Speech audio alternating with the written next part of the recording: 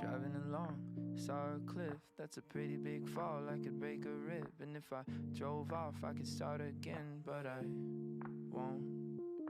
Side of the road, stretch my neck, it's so cold outside, I could see my breath. And if I slept here, I would catch my death, but I won't. Instead I stare at my screen, wallpaper still you and me. It's been a month and 2 weeks, yeah, I've been counting the days. Nowhere to hide, no matter how far I drive. If I'm dead or alive, I can't seem to escape. I'm just stuck on you. There ain't nothing I can do. I'm just stuck on you. There ain't nothing I can do. Yeah.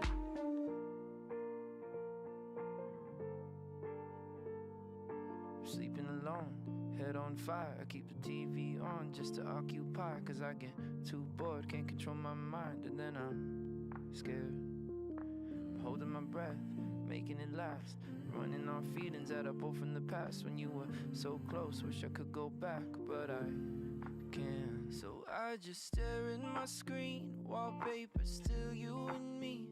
It's been 4 months and a week, yeah, I've been counting the days. Nowhere to hide, no matter how far I drive. If I'm dead or alive, I can't seem to escape. I'm just stuck on you. There ain't nothing I can do. I'm just stuck on you. There ain't nothing I can do. Yeah. I slept with new people, I muted your gram. I focus on friendships cause I hope they would last. I stay home on weekends to process the past. Supposed to be angry, but that's not the vibe. I miss you like crazy, but I know we went right. I try to stay hopeful, but lonely at night. I'm just stuck on you. I'm just stuck on you. Yeah. There ain't nothing I can do. I'm just stuck on you. There ain't nothing I can do.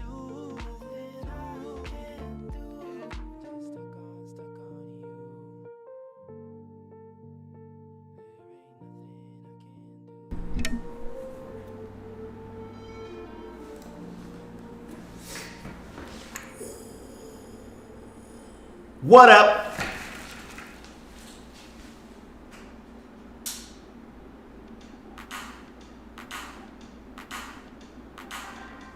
So that's a little bit. That's too bright. I think I can get away with it. I actually like that better. There we go. What's up, Mike? What up, Muscle Slayer? Coral up in here. Hey, I see your hey and raise you a hey. Kind of cold in Texas, but at least I have power. That's awesome. And yes, I'm from Texas, and I've never seen weather like that, and I no longer live there. So I hope that hope you're surviving, Mike. Hey, Foo. Can't stick around long yet. I started late today. I just wanted to pop in. Been a bit since I've been in. Yeah. I haven't streamed. I don't think I streamed last week. I've been doing a lot of stuff. That's what this stream is about. It's a just chatting stream to update everyone and tell you, once everybody gets in here, like what's going to be going on soon and in the future. With not only Twitch, but with YouTube, with OnlyFans, with Just for Fans, with all the projects that I'm starting and picking up on. And I'm going to shut this because that's better. Because I've got a lot of announcements.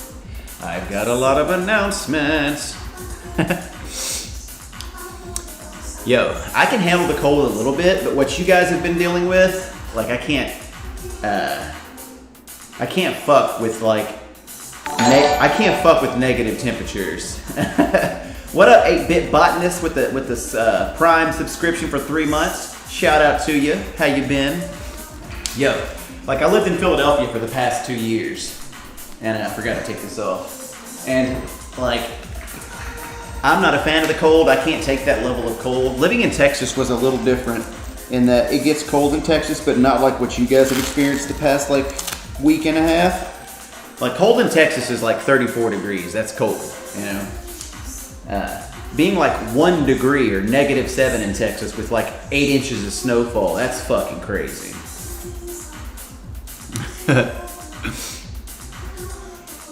Muscle says, I'm in a white Megamax now. I've been rocking the black lately though. Yeah, I've seen your black photo. Everybody's pimping out the black Megamaxes and the tie-dye ones. I have to get the tie-dye. Like, just because I just think they look cool. I think those are gonna be a huge seller for them. But I've gotta get some small white Megamaxes before I buy the tie-dye ones. Oh, dude, Mike, yeah, you went on your date. She stood you up. Or well, broke up before it was a thing. Okay. Well, it's better for it to end early and quickly than to go on like 4 or 5 dates, spend all this money on a chick, and then you're just like out, you know? Like, I always prefer, like, and I always looked at it like this: if I'm going on a date with a guy or whatever, and like if I know it, you know immediately on that first date, like even if you're physically attracted to them, you know if you're going to have like a conversational chemistry or a chemistry with that person, and you can tell after spending an hour with somebody if they're going to be someone you're going to want to invest more time in. So I'd rather somebody, instead of just being polite and just trying to be nice and go on a second date, I would rather them just be like, hey man, like I think you're a nice guy. I just don't think that it's going to work for us to, you know, be intimate and be in that type of a relationship, but you know, just set it out there from the jump so you don't waste each other's time, right? So even though it didn't work out, there's plenty more fish in the sea, my guy. North Shore started for elderly folks, but they know their market. Yeah, they've learned their market, and I guarantee you, because you know the tie-dyes are going to sell really well, and they're trying to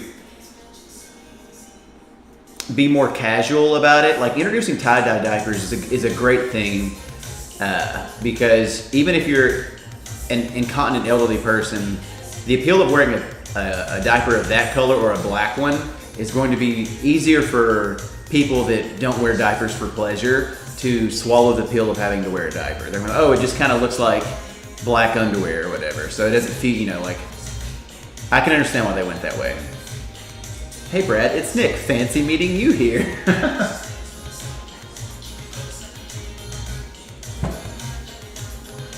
Mike says, I went with a few other cops for a drug bust, but some strippers started a weed business in their basement. We break down the door and the men there were butt naked making weed. They thought we were sex workers dressed up as cops for the sex fantasy or something. It was awkward. I'm gonna turn this music down a little. Dude, I told you, Mike, you're gonna have a crazy story like every day. Like, I just don't feel that it's possible to be a police officer in Texas in that big of an environment, or just even in a small place, and, you know, not have crazy stories. I mean, I'm from a small town in East Texas of about 30,000 people, and my dad was friends with a lot of cops, and I heard a lot of just crazy stories because they would hang out with my dad all the time and just tell us these fucking crazy things. They wouldn't even make the papers. Like, just the crazy shit they would see that would happen in a town of 30,000 people.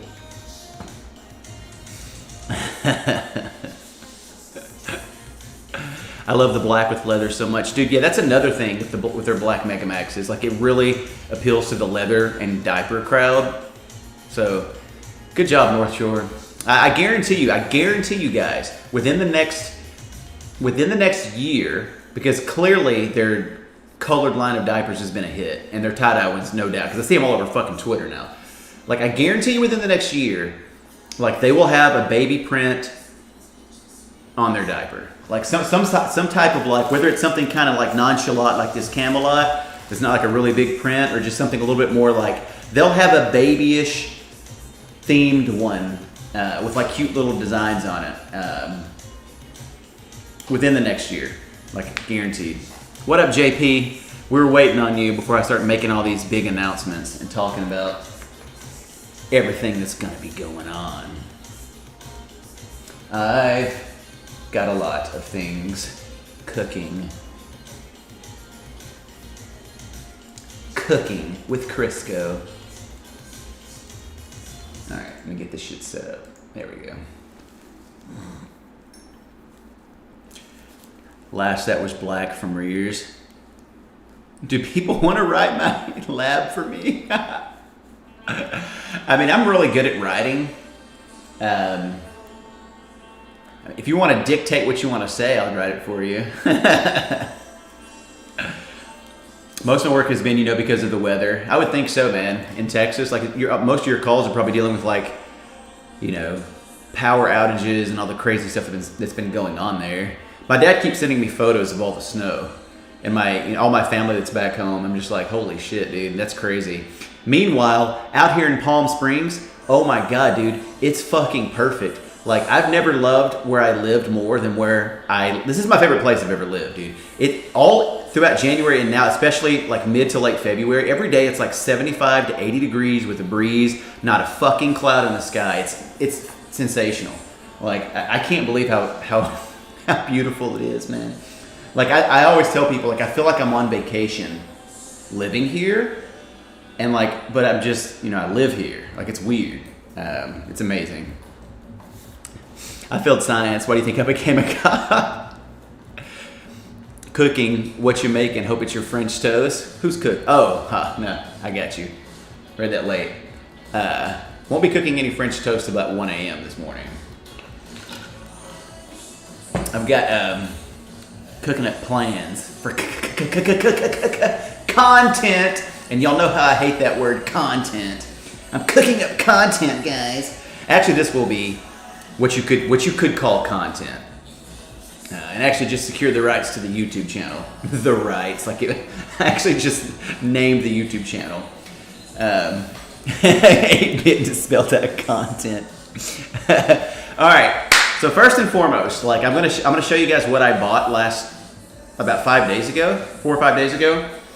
I've made a lot of purchases, and if you're already on my Just for Fans, I sent out an email, so it's gonna be kind of like you got that information first, so you kind of already know, I guess, what I bought, but I haven't really elucidated. There's a good word for you. I haven't elucidated what I'm going to be doing, and what all I've bought, I guess, particularly more like in content. All right, so first and foremost.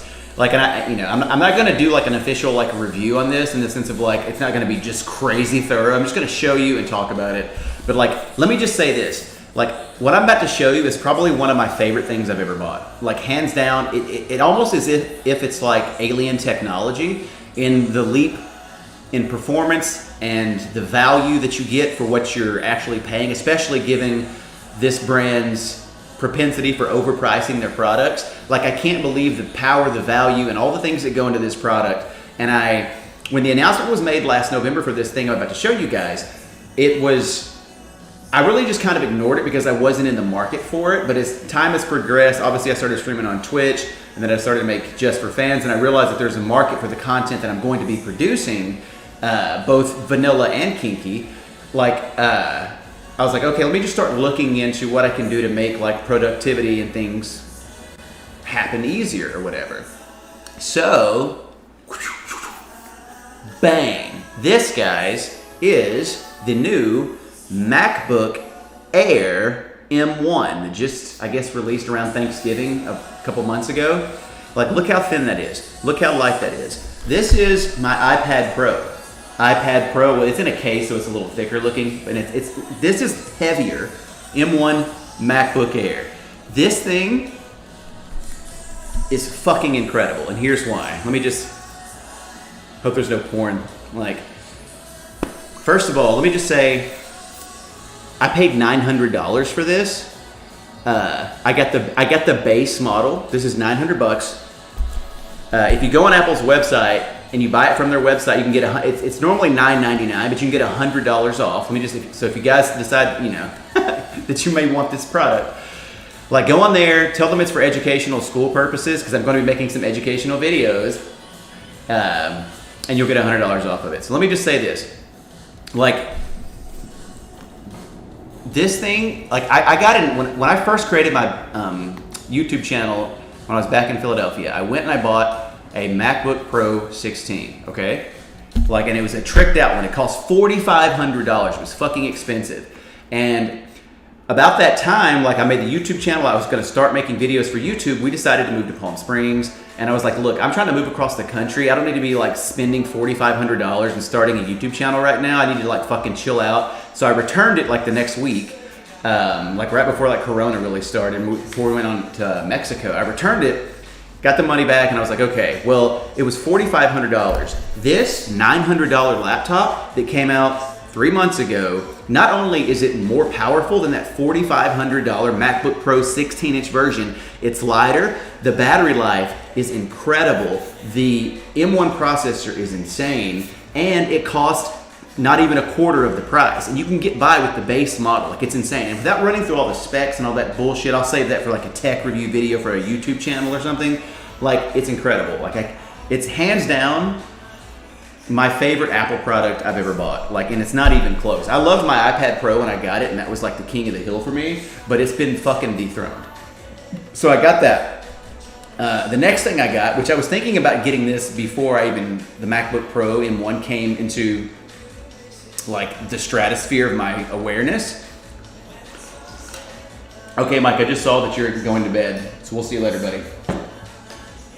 Like, I started looking online for better quality cameras. And I was looking for not only taking pictures, obviously, but for video content. Cameras that I can also stream on Twitch and go live, and the content will look even clearer and just better, like you're in the room with me. And so, like, for the past week, the reason I haven't been streaming is because I've been, like, doing research. I've been learning editing. I've been, like, prepping videos and channels and ideas and working on branding and all these sorts of things.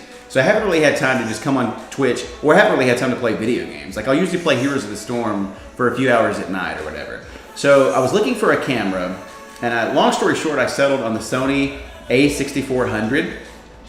And supposedly it's like, for the value, it's like the best camera ever made, and it also comes in at under $1,000. So I dropped a lot of money on technology that, to be fair, like, I would get even if I wasn't planning on making content for all these different platforms that I'm going to be having. But I really started thinking about my life and like how things have progressed on Twitch, how things have progressed quickly on Just for Fans, the types of people that I know, where I live, and like my friends, how, you know, who they are and their own circles of influence. And I just realized that I know that I have a skill set based on my previous career as a minister for speaking and talking. And I know that I can learn to do photo and videography and vlogging and make videos that are good for the ABDL community, but also for just like the gay culture and fitness culture and things like that. So I'm going to be combining like several of like my passions, more so as like a hobby just for fun, like I do with Twitch. But for example, like you guys know with OnlyFans, you cannot have ABDL content on there. And it really pissed me off because I wanted to put stuff on both sides, just like it pisses everybody off. So like I'm going to make an OnlyFans just for me, and my debate right now is currently, am I going to use my actual name or am I going to use my alias? Because I have like a lot of followers on Facebook and my several Facebook pages that I could use my actual name. There'd be people that would already know me. And I'm working all this out right now. JP, I'll talk to you about it for sure.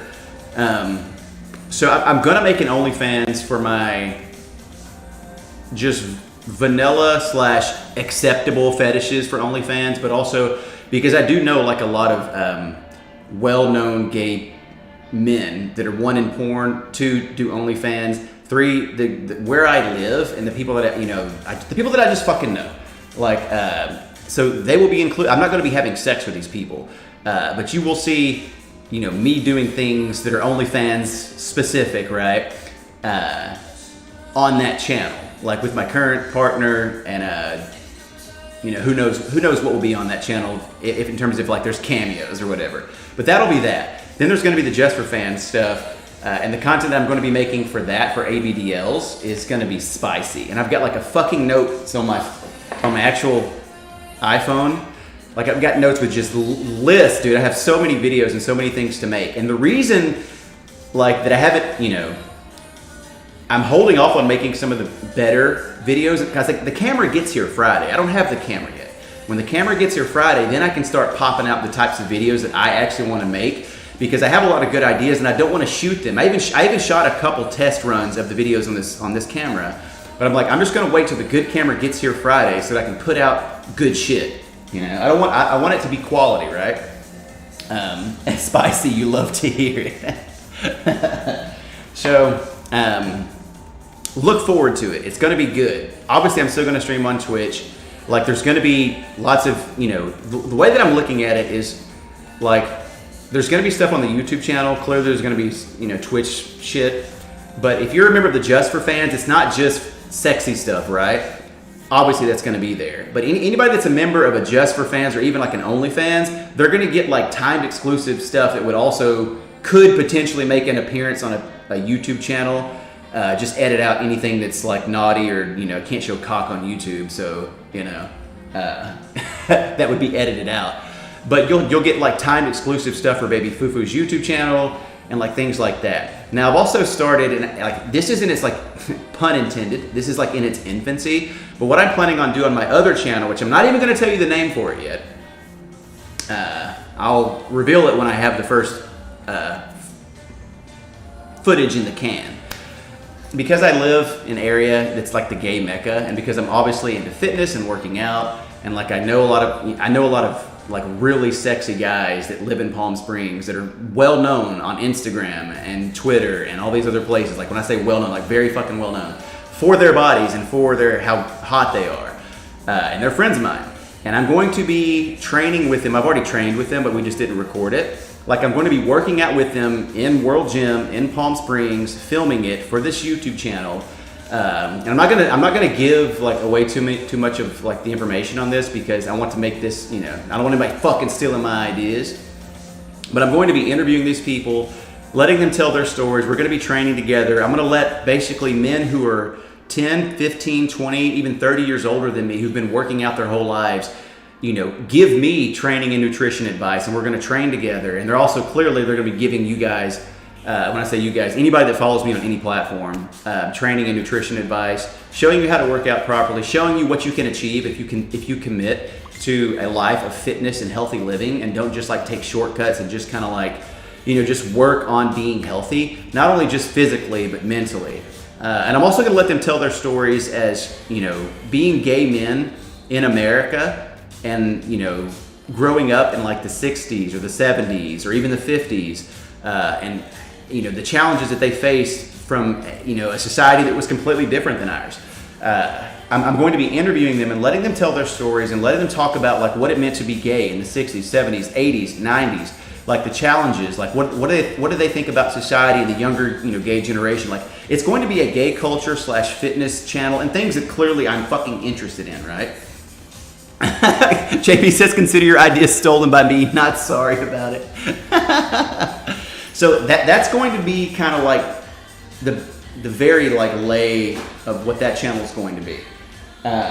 So also, like I'm going to be doing vlogs on there, and like whenever, like I've been telling you guys forever that like I'm going to go to a fetish night and just basically in the, like a diaper like what I'm wearing right now. I live really close to, you know, like within a mile of one of the top gay bars in fucking California, that also caters to leather and gay and fetish and stuff like that, right? So I'll just go across the goddamn street with my vlogging camera, just like this, the first fetish night they have, or just fucking, even if it's just like a regular Saturday night, and just hang out like this, and let you guys see firsthand the experiences. You know, my plan for, like I've told y'all forever, right, is to normalize ABDL, to give our people a voice, to let people know that we're here, that we should be, you know, accounted for amongst like the fetish communities, that like to get rid of like the stigma and the bullshit, but also, you know, help people overcome like their fear and their trepidation of just like being themselves when it comes to the things that they love.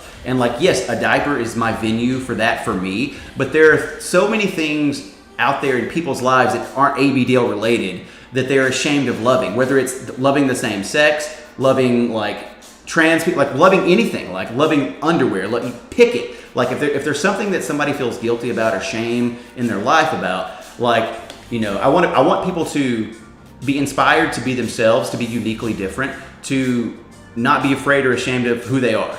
And if, I feel like I've been blessed enough to be,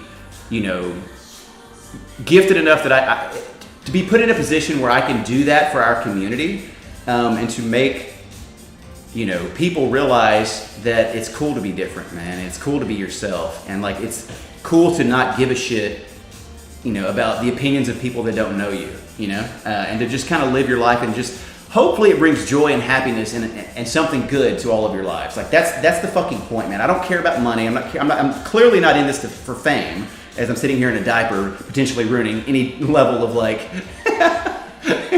future. Like, I'm in it to, make the world a better place, make your life a better life, make my life better. Like, bring entertainment, bring joy, bring happiness, bring knowledge, inspire, those types of things. That's what makes life worth living for me. So that's what I'm going to do. I'm 40, almost 41 years old now. You guys know this. Like, the option has presented itself. Yeah, I'm a bartender and I could go do that. But like, I would rather do this. I would rather make content and videos and just make quality things, that people enjoy. So we'll see what happens. I've made the commitment financially, I guess, to like invest in like the technology. We have the technology. I mean, here's the thing, man. The way I look at it is like, yes, I understand that because like I'm fit and I'm a decent looking guy and I'm a gay man, that I can get away with going to a bar like this and no one's really going to give me any kind of shit. But the way that I look at it is I look at it like, the media has given us such a bad like reputation that, the way that we're presented online is not always like the way it's clearly not the way that ABDL really is, and it's not presented in a positive light.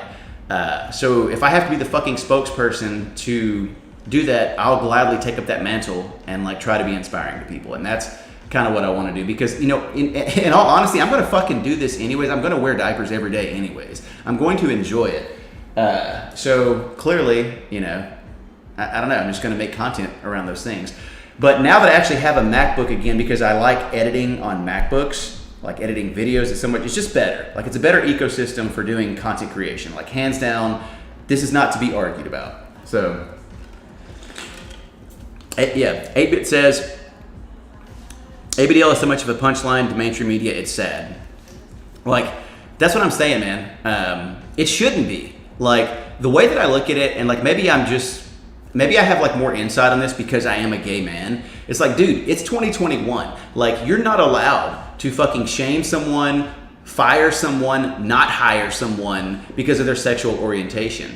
So even if diapers aren't even sexual for you, like kink shaming or anything like that, shaming regardless if it's kink related or if it's just because a person wears diapers for need or for comfort, like if it's not even a fetish, right? Any type of shaming just gotta fucking go. Like, this is all a small building block to a better society, I think. A society that no longer bullies each other regardless of age, a society that no longer shames each other, a society that's more loving and embracing. Like, and if this is the little part that I could contribute to a better society and a better world, like, I feel that everybody has to do their part, right? I feel like, regardless if it's like, whatever you find yourself in life, you have to do your part to make your world better. And I think that there's great power in that. I think there's great responsibility in that. I think that there's great fulfillment in that. So that's my plan. And I feel like I can cross over to a lot of different venues. Like, obviously I can do it for the ABDL community, but I also want to do it with like the fitness and the gay culture and like making stuff that's inspirational for younger gay males, but also for people that are just trying to get in shape and stay fit. So there's a market for all of the things I'm doing. I'm not just doing them in hopes that, like, somebody will watch. Like, I'm doing it because I know that there's a market. I know that people want this information and want this content because they DM me about it fucking constantly. And I'm not just talking about diaper stuff. Yeah, no more cancel culture. Same. Final Cut Pro is amazing. Yes, Final Cut Pro is amazing, but it's $300. Right now I can get by with iMovie. And whenever things really, I'm going to get Final Cut Pro. Like, it's inevitable. But I'm like, Luke, iMovie has everything I need right now. It's pretty substantial for being free. And I have LumaFusion and other editing programs. So we'll get Final Cut probably in the next couple months, I'm sure. JP says, I have a fetish for gaming chairs. Wait, why is he wearing a tie? Who is humble bragging, you guys? Hell yeah, dude, I'm really good at humble bragging. Like, oh, dude, Muscle Slayer. Like, first of all, if you're a gay man watching this, like, you should come out to Palm Springs either to live or to visit once Corona is kicked to the curb. And we're getting close. Like, the light is at the end of the tunnel, guys. Like, the vaccine is starting to pump out. Like, Corona cases are going down every day in the U.S. Like, we're getting lower and lower. The light, you know, it still may be end of the summer, maybe even end of the year before things are back to normal, but at the same time, the light is at the end of the tunnel. We're no longer just sitting around like we were in 2020, just wondering when there's going to be a fucking vaccine and having no clue, right? Like, we can see the end is nigh. Yeah, exactly, Brad. That's what I'm saying, man. Like, you guys have heard me say fucking time and time again in the past several months, right? Like, you don't, like, and I get DM'd about this constantly. If someone, everybody's just worried about getting caught, like, wearing a diaper. Like, dude, if you're confident about the things that you love, and if you're unapologetic, like Brad is saying, about the things that you like, and you always hear me saying, like, you don't never apologize for being yourself or for the things that you love. You don't owe anybody a fucking apology for what you like. I don't apologize to people because I love enchiladas more than anything on this planet. I just don't, because I don't need to. Be confident about the things that you like, and be like, you know, and if somebody finds out and they say, hey man, I found like some diapers, I don't want to talk to you about them. Like, okay, what do you want to know? Yeah, I like them. They're fun to wear. Like, you know, like, and it brings me a sense of joy. Like, it's my underwear, you know, think about it. I don't give a fuck what you think.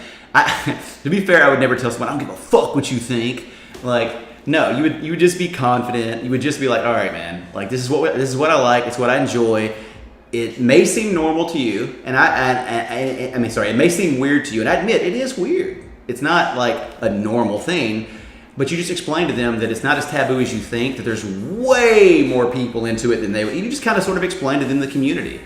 You don't just like live in fear of like somebody finding out that you like to wear a diaper. Like, fuck that, dude.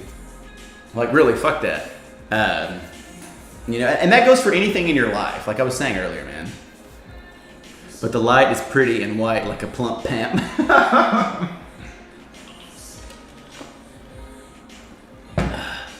I'm just saying, guys. That's the plan.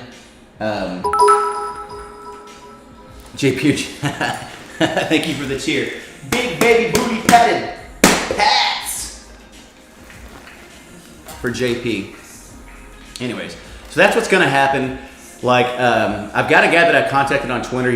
He's working on like some like a logo for not only this channel but for the Foo Baby channel. For pretty much anything I do that's ABDL related, I've got him working on this like logo that I want for the future. So you know, my hope and plan and dream is at some point, like, if I can make it happen, like what I'm going to do when it comes to like the fitness and training and going and like me traveling and training with like these sort of like celebrity daddies on Instagram that I know.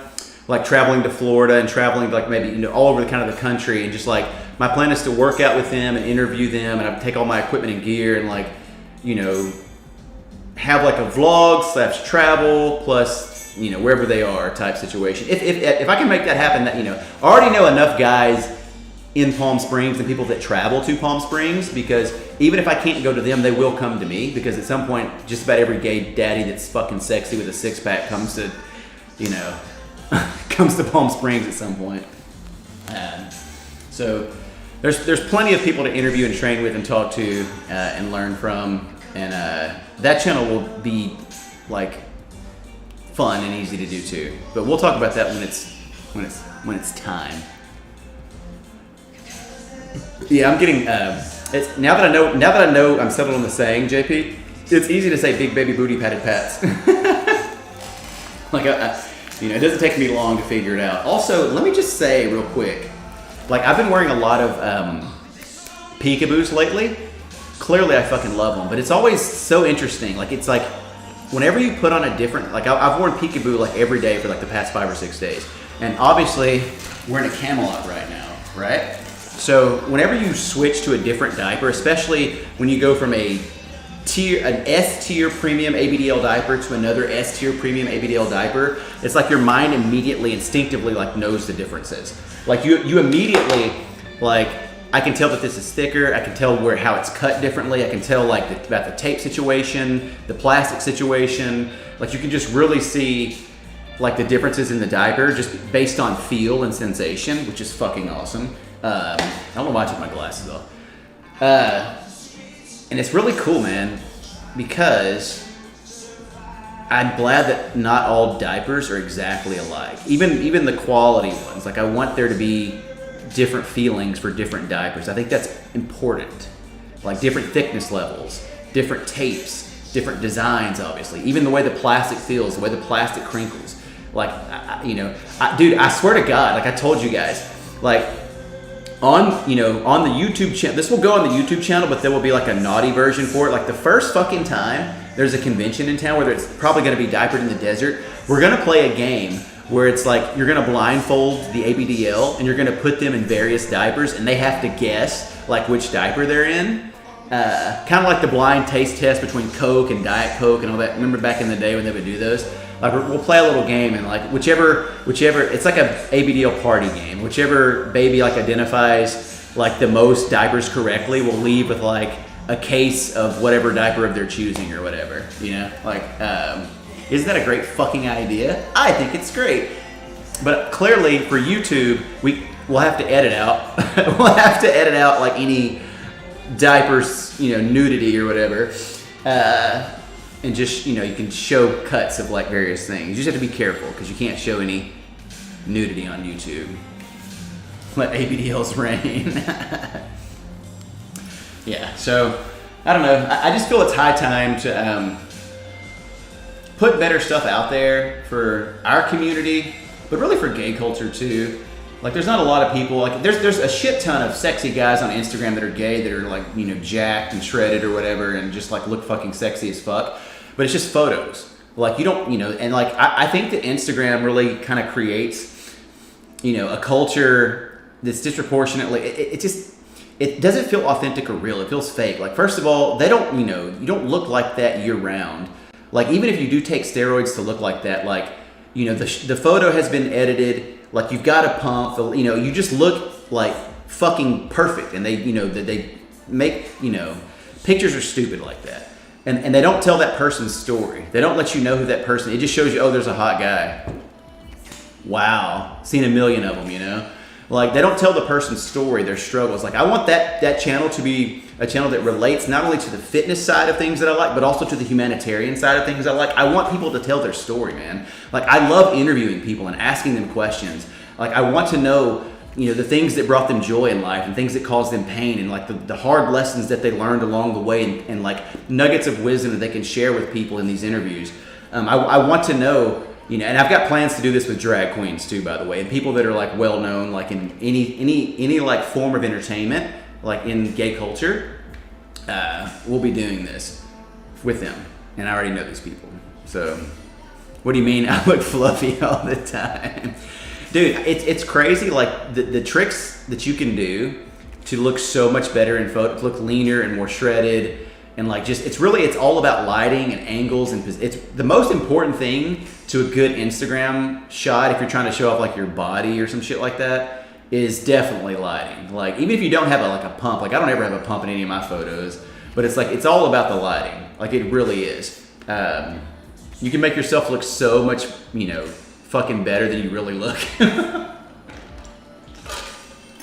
And everybody does it. I used to put these stupid fucking filters on my pictures like a couple years ago. And one of my friends called me out on it. And like ever since then, I don't even, like the only editing I do on my photos in general is like I will crop it obviously so that I, fit in pretty good. I don't, I don't know that much about photography, but I've been learning a lot the past week and a half because I'm waiting on that camera to get here. Like, I will either just crop the photo and I may tweak like the contrast and the shadows or the highlights, and that's pretty much it. No filters, no fake stuff, no photoshopping like skin blemishes and all that kind of stuff, or like making like, some people, it's actually a trick you can do to like put like a little like makeup on your abs, like they did in 300, where they had like makeup on their abs to make them look like they were just fucking like more shredded. And you can like make yourself look like 3%, 4% less body fat just by putting a little bit of like makeup on your abs to make your abs really fucking pop out. Like there's all these sorts of tricks. I know like lots of photographers too in this area. And I've already got ideas for collaborations with two very well-known, like Peter Grant Studios and Real Men Real Life. Like that take photos of sexy men and sexy older men. And I'll probably at some point interview each one of them for the channel. Another great idea is you and Muscle Slayer team up and create a baby workout plan and call it Baby Fitness instead of Planet Fit. Planet Fitness is a gym, dude. And Planet Fitness is kind of a meme. If you're a veteran, if you're intermediate to veteran, like in fitness, and you know what you're doing, like you're not going to go to a Planet Fitness to stay fit. But if you're just starting out, I think Planet Fitness is a great place to go. Especially if you're like a little shy or intimidated by the gym. Like their weights their dumbbells only go up to like 50 pounds. I don't think they have any, actual free weights other than dumbbells. It's all machines and treadmills. It's a good like place to go if you're intimidated. If not, I would say just fucking go to the gym. No one cares. Everyone's just glad you're there. Like, without getting too much in the gym stuff, I would never, the only way I would go to a Planet Fitness to work out would be as if that was the only option. Like, and then I would have to work out there, right? Otherwise, go to any other gym, and it is cheap. It's like $10 a month or something, but I just wouldn't, I wouldn't do it. He says, I can think of a few diaper themed exercises. Dude, I did legs today, and that was fine, but the last time I did legs, like 5 days ago, I think, like, I had to cut it short, because I wasn't wearing a diaper, because I don't wear diapers when I work out, and I swear to God, like, I was doing squats, and I was like, whoa, we got some turtle head action going on here, like, because I've been eating, like, a lot of cauliflower.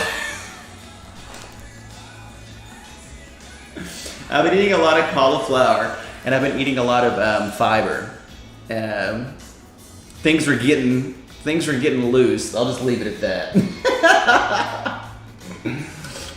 And I wasn't even doing like heavy ass squat. I was like 225, and I was like, what? I was like, I gotta go to the bathroom because these booty shorts I'm wearing ain't gonna support any accident.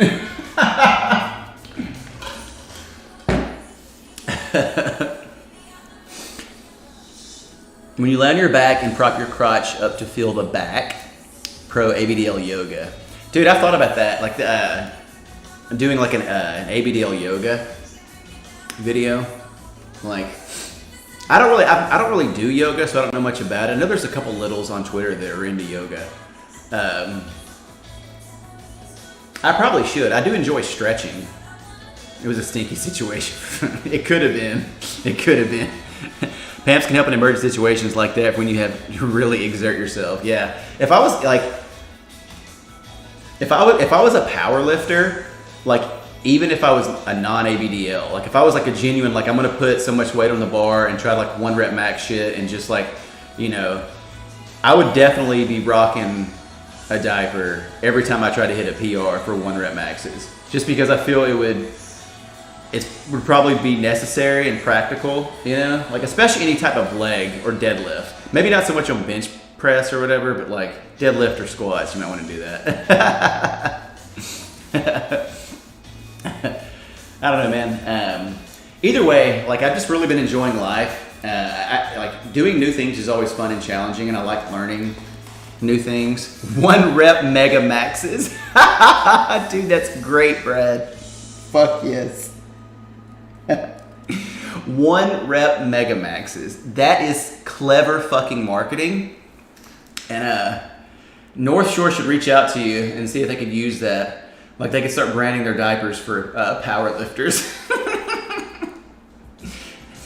Are you involved in an upcoming powerlifting meet? Training for a 1 rep max? Try our new 1 rep mega maxes, guaranteed to let you hit your PR in comfort and safety.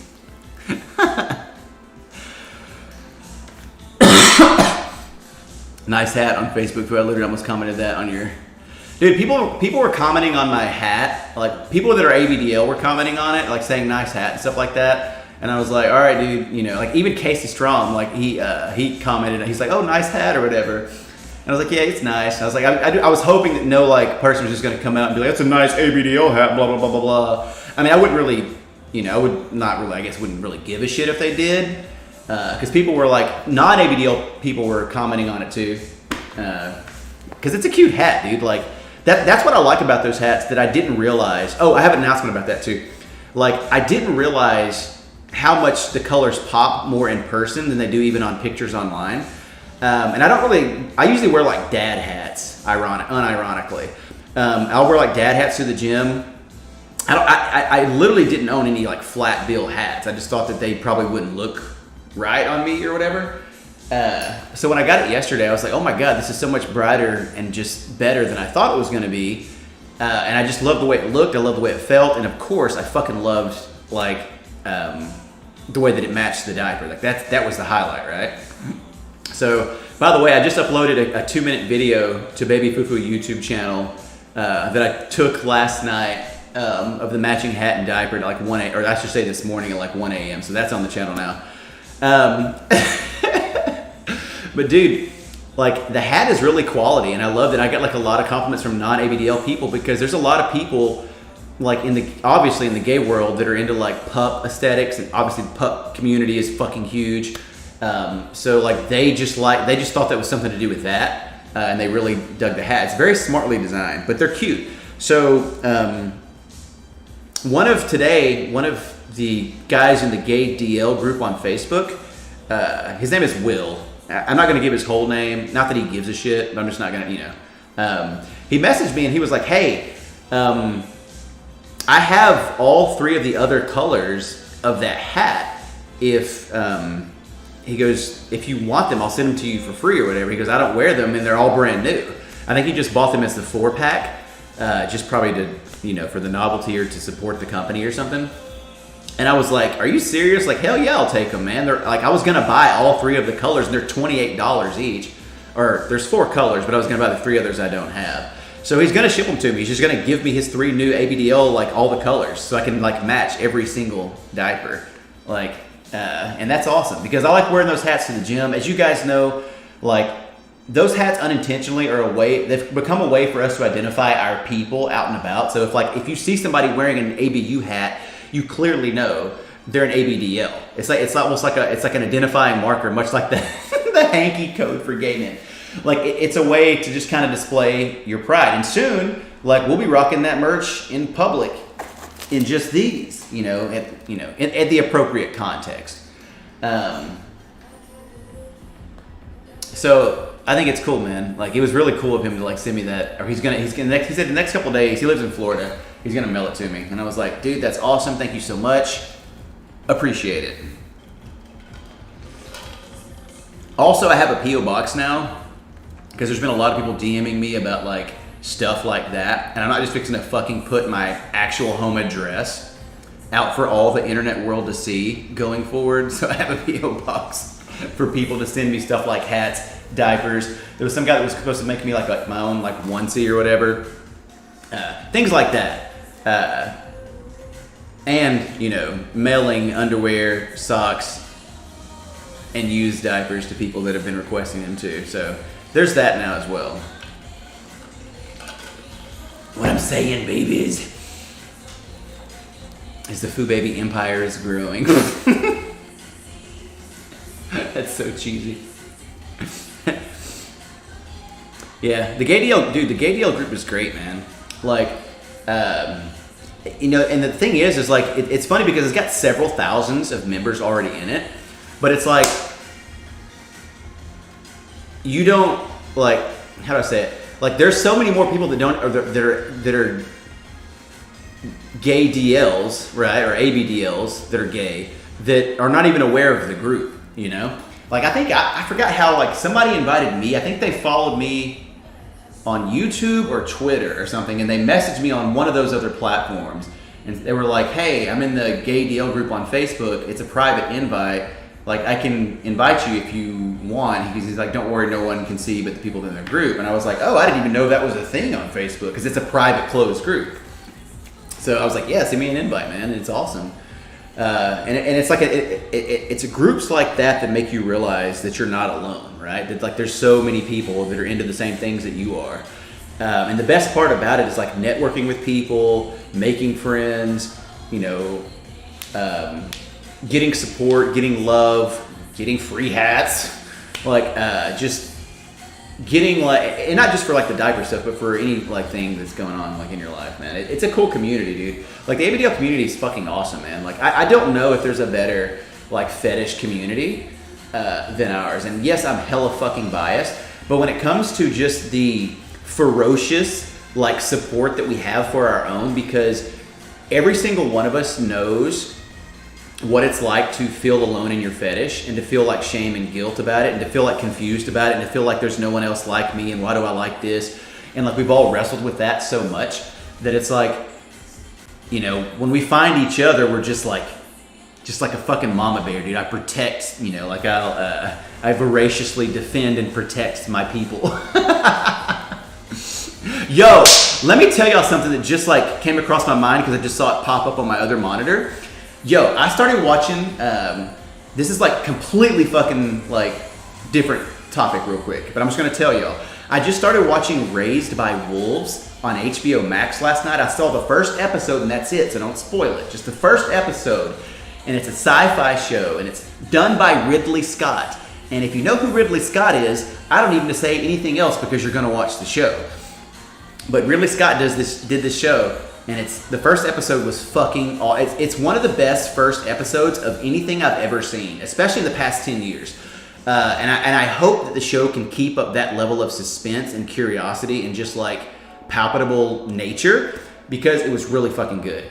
And I loved it, dude. I love the themes. I love, like, without spoiling it, I'll just say kind of what it's about, and I'm going to catch up on chat. Like, it's basically in the far, far future, and there's been a huge religious war between atheists and I guess like anybody that's religious, and humanity is kind of endangered. And so the atheists send 2 androids to a far-flung like planet that can sustain human life, because humanity's trying to move right across the galaxy, and they send them there to create, amongst this war that's going on, to create a new atheist society. And they just send 2 androids and some embryos, and the androids are going to create these human babies when they get to this new planet. And they send them in a small vessel so that, you know, the vessel can escape Earth and escape this war without the, I guess, religious people knowing or whatever. So there's like religious connotations in the show between religious and atheism. There's prophecies, like elements of it, which always can make for a very appealing show. But it's set in this far future sci-fi. But the way that it's done is remnant of like Alien, and actually more remnant of Prometheus. The way that that's like set and the way the visuals are. Like, and obviously it's an HBO show, so they have full fucking like huge budget. But I watched the first episode, and it's also graphic, and I wasn't ready for like the level of like, holy shit. And dude, I can't wait. Like, I had to stop watching it because I'm gonna see if my partner wants to watch it too. I was like, I don't want to rewatch it. I was like, we'll stop after 1 episode. Yeah, it's very Aliens Prometheus. So highly recommended. Now the show may suck. I've only seen 1 episode. It may get really shitty later on in the season. I don't know, but I know the first episode was awesome and worth your time. And I also know that Ridley Scott did it, so it's worth your time. Okay. A-Bit says, I thought about mailing used diapers, but the rules against mailing bio-waste is yikes. Yeah, like I don't think you can, you know, I would never mail like shitty diapers. That's never going to be, I don't care, like unless somebody offers to pay me like $1,000 or something, like I'm not mailing a shit. I don't even shit in my diaper, ever. So I'm not going to do that. I would mail a wet diaper in a plastic bag, and I would put it in a thing and like make it like very hygienic and wrapped or whatever, and they would pay for that. But I still have never mailed. I've had people, you know, like just like guys want you to send them your like underwear that's you've come in or whatever on OnlyFans or whatever, or any site like that. Plenty of people want to, you know, have asked for. Can I say this on Twitch? Yeah, you can, I guess. Cum-filled diapers. He says, on my watch list. There you go. Vacuum-packed wet diapers. Oh god, we went out of focus. See, this in and out of focus shit is gonna stop Friday when I get that camera. Go back into focus. Look at my terrible nails. Go back into focus. There we go. This is also another thing I had to get, an Elgato Camlink 4K, so that I can connect the camera to the MacBook or to the PC, so I can stream from a DSLR Or actually, it's a mirrorless camera. It's better than DSLR. You'll see the first time I stream from this camera, you'll see the quality. Like you'll notice, like, and this is probably the best webcam you can get right now. This is the Logitech Brio. But anyways, man, it's already been an hour. That's what we've got going on. He's a cutie cool. Dude, I need to take better, you know, if I told you, I'm going to tell y'all like a little like tidbit right now. And like, if you want to take my gay card, I totally understand. But like, I've never had a mani-pedi in my life. You could probably tell. You're like, I saw your nails. No one's surprised. I've just never done it, man. Like, I want to do it. I need to do it. But like, I just don't ever think to go, okay, it's Thursday. I'm going to go get a mani-pedi done. And like, because I genuinely believe like that gay straight men alike should get their feet taken care of and their hands taken care of. But it's like I've never just thought, especially now I guess with Corona, like I've never just been like, okay, I'm gonna make an appointment and get it done. Like, I don't know. I'm just getting excited, man, for like the end of Corona, like and like all the things that he goes, me neither, don't worry. JW298, hey, what's up, girl? Are you available? What does that mean? I'm always available for a good time. But yeah, man, I need to get my nails done. I really, like, I would never fucking show my feet on Twitch, dude. Like, my feet are fucking, I mean, they look normal. I have good looking feet, I think. I don't have like a toe that points like a weird way or whatever. But I definitely could use a pedicure. Now, I'm big time on getting like pampering for massages.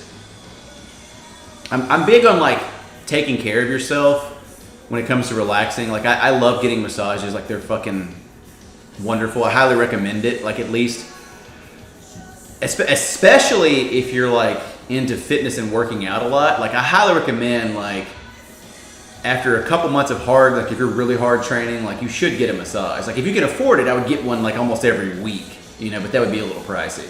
But like, or maybe once a month. But like, it's definitely worth it to get a really quality like massage for sure.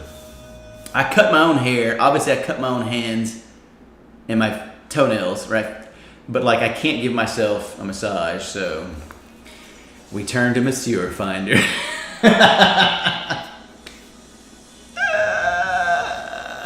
You look like a rich businessman. I can see you in a suit. I am not rich, and I'm not a businessman yet. But I think men in suits are fucking sexy. Like that's actually one of my bigger turn-ons. When I see a sexy man like in a suit, like in a blue dress shirt that buttoned up with like a nice, like a tailored suit, not just some cheap like shit. Like dude, it's fucking sexy. Like that and men in tuxedos. Bro, oh my god, dude. You could be like, not to sound mean, but like you could be like a 4 on the attractive, but if you're in a tuxedo, like you automatically get boosted like 3 or 4 points because of just how sexy it looks on men. Like, you seem excited and not in the diaper region. That's because in this cup there is a Rain energy drink that I started drinking right before I went on camera, and I didn't need it. I was already like energetic. So I don't know why I'm drinking this, but it's clearly had an effect. Actually, I know why I'm drinking this. It's because like I didn't stream at all last week really, and I wanted to come and do a just chatting stream to catch up, and I didn't want to be lethargic. I wanted to have good energy. I think that it's important to have good energy on camera. And one of the things that like as much as I love playing video games, it is fun to stream them. Like there's not really a game right now that just begs, like just I'm obsessed about or is begging for my attention. Like I'm waiting for the next World of Warcraft patch to come back to get out in front of that.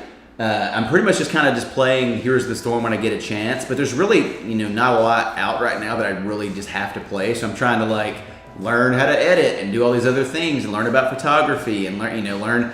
Like, man, if I show you my fucking Amazon list of shit I bought, like, not only did I have to buy the camera and it came with all these accessories, I had to buy, like, a mic for the camera, a holster to move the mic,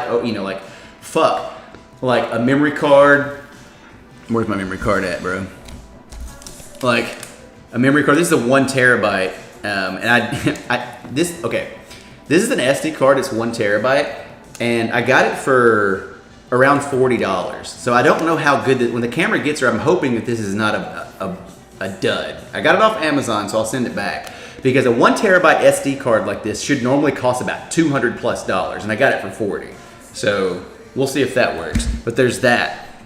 Also, I got the AirPods Pro, by the way, because had it. Yo, I just said I'm not rich, but I'm listing all these fucking things I bought. I'm not rich at all. Trust me, I'm not. But I had like so many Best Buy reward certificates. I had like $60 in Best Buy reward certificates.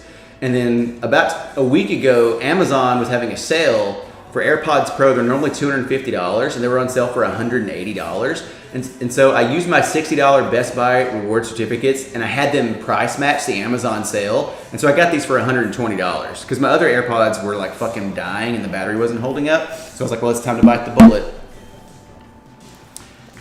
I just joined. What are you wearing? This is just underwear, man. Like, these are the new Calvin Kleins. These are the new Calvin Klein briefs.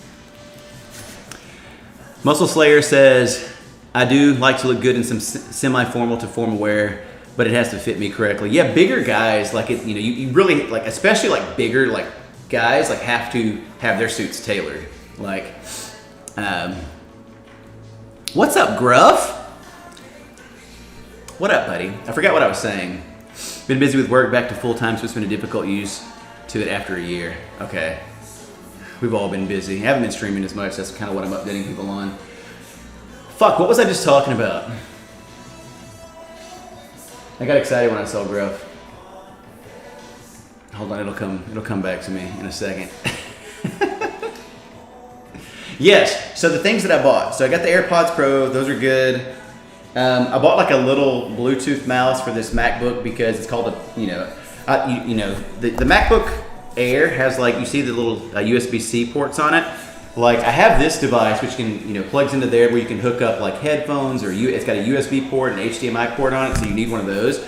But like for $25, I got this Logitech Pebble mouse. So if I'm editing on the go and I don't want to hook up an actual corded mouse to my laptop, I got the recommendation for that. And the battery life on that is literally, it says, on one AA battery, it will last a fucking year and a half for that mouse. So I was like, okay, I'll never have to charge, Anyway, so I got that. What else did I get? It's like, oh, I got a lighting kit. I'll show you guys. Because I want to be able to, when I do these interviews with these low-key like celebrity people, I want it to be obviously lit well. And when I do photographs in here, when I do all the videos that I've got coming for YouTube, for Just for Fans and OnlyFans that I'm going to be filming in here too, and the Sexy Time videos will be coming up, all those, you want it to be lit well, because if you're going to spend fucking money on all this stuff, you want to be able to see, right? So I bought this. Where's my order thing at? There it is. I'll show you guys. It's if it'll ever load. Mountain Dog Store. There it goes. I already have, you can clearly see the ring light behind me, but I'm getting this for photography. It's like a soft lighting kit, and for videos and stuff. It was only $40 for that. But there's several, if you're interested in video and content creation and stuff like that, just go on YouTube and all the big people that will tell you, they recommend what products to buy if you're interested in making a YouTube channel and doing things like that. And so I just went to a couple of mine and got got recommendations, saw the ones that are, their recommendations and the more economical of their recommendations. Because the one thing you don't fucking want to do is before you have any ideas, before you even have a channel, before you even have followers, before you have content, before you have before you're even making money off anything, you do not want to just go spend thousands of dollars on equipment. I would tell people, just use your phone. Just do that, and you'll be fine. And learn to make, and that's what I'm trying to do. The reason I kind of sped up the process is because I am making money on it, but it's these are things that I would already have an interest in and I would buy just on my own anyways. The MacBook, I would buy that on my own. The camera, I've been wanting a really good camera for a long fucking time, and so I was like, okay, it's now time to pull the trigger. It just so happens that it syncs up with my business brand interest right now too. So box lighting is really dope. JP Fu, I'm not rich also. Well, I got a $600 camera. I got a $900 MacBook. I also got the, hey, I didn't buy this shit with, I bought the AirPods with cash. Like, first of all, the camera cost $1,000, so get your prices right. But I bought it on a credit card because I had to get those cash back points, man. Oh, and just so you know, like the cool thing about the MacBook Air is one, it's $900, but you can apply for an Apple credit card and they'll give you 12, instead of just, you don't pay any interest. Like, one, you get 3% cash back on your Apple. I bought this on the Apple card. And I didn't know they did this, but you can split the payments into 12 monthly payments with 0% interest. So you just pay, like this costs $70 a month for the next year. And it's paid off, So this is like $70 a month. I mean, I guess I could have just put it on a credit card, but I was like, dude, no, just pay $70 a month. Like, and another reason is my 2018 iPad Pro was starting to fucking act whack. Like the battery doesn't last long enough. When I'm touching on certain spots on the iPad, like it just all of a sudden shit will close, or it'll like close a window or do stuff that it shouldn't be doing. Does this mean 4K streaming with this fancy new camera? It should be. I don't know. When it comes to Twitch, I don't know okay, if you go and you look at literally the most well-known Twitch streamers right now, go look at fucking Ninja stream. The stream clarity will be just like that. Now he's going to be using probably even more expensive camera, but that's the thing about this. This is the best camera for YouTube, for Twitch, for vlogging. It's one of the. Trust me, I did my research on this camera before I dropped a G on it. Like, it is the best camera for this type of stuff that you can buy, especially given the price point. It competes with cameras that are 2, 3, 4 times the price in all the areas of cameras like autofocus and like video stabilization, like all this stuff, right? Like, not to mention it's a camera that has like one of those LCD screens that you can flip up, so when you're vlogging or carrying, like, because I'm going to be doing vlogs, like you can see yourself in the LCD screen in front of the camera, so you can see that you're framed in the shot. Or if I'm doing like a tech review, like I would plan on making a tech review for this for the other channel, like I can just have the camera in front of me, I can have the LCD screen flipped up, and I can talk, into the camera, like, and know that I'm framed in shot, and I have to like, oh wait, let me get the thing. No, you can just do it yourself. It makes everything easy. Also, I'm planning on making like a lot of like motivational and inspirational videos for the ABDL community. Like some of the shit you guys have heard me like pop and ramble off, like on this channel about being yourself and loving yourself. Like I'm looking to make like motivational, inspirational content that will, and I'm telling you, like, and people can steal my idea, I don't give a fuck. Like, I'm going to put it first on Just for Fans. Anybody that's, like I told you guys, Just for Fans is not just going to be me with a hard cock and a diaper doing, naughty stuff. It's going to have inspirational stuff. It's going to have like fitness stuff. It's going to have fitness recipes. It's going to have me in a diaper showing you how to cook this thing that I eat all the time or whatever. Like, there's going to be a variety of content on there. And yes, there's going to be other stuff too, obviously. But all the stuff that I can put on YouTube will be a timed exclusive first for Just for Fans. Like, that's the plan for that. And probably for, my OnlyFans stuff too, when it comes to, trust me when I say that, like, some of the people that I'll be interviewing for the OnlyFans stuff and for the fitness workout stuff, like, these people have a lot of followers. So we'll make that timed exclusive. But yeah, the stream graph should be very fucking clear. Like, I'll show you guys, like, let me go back to orders. This is the camera.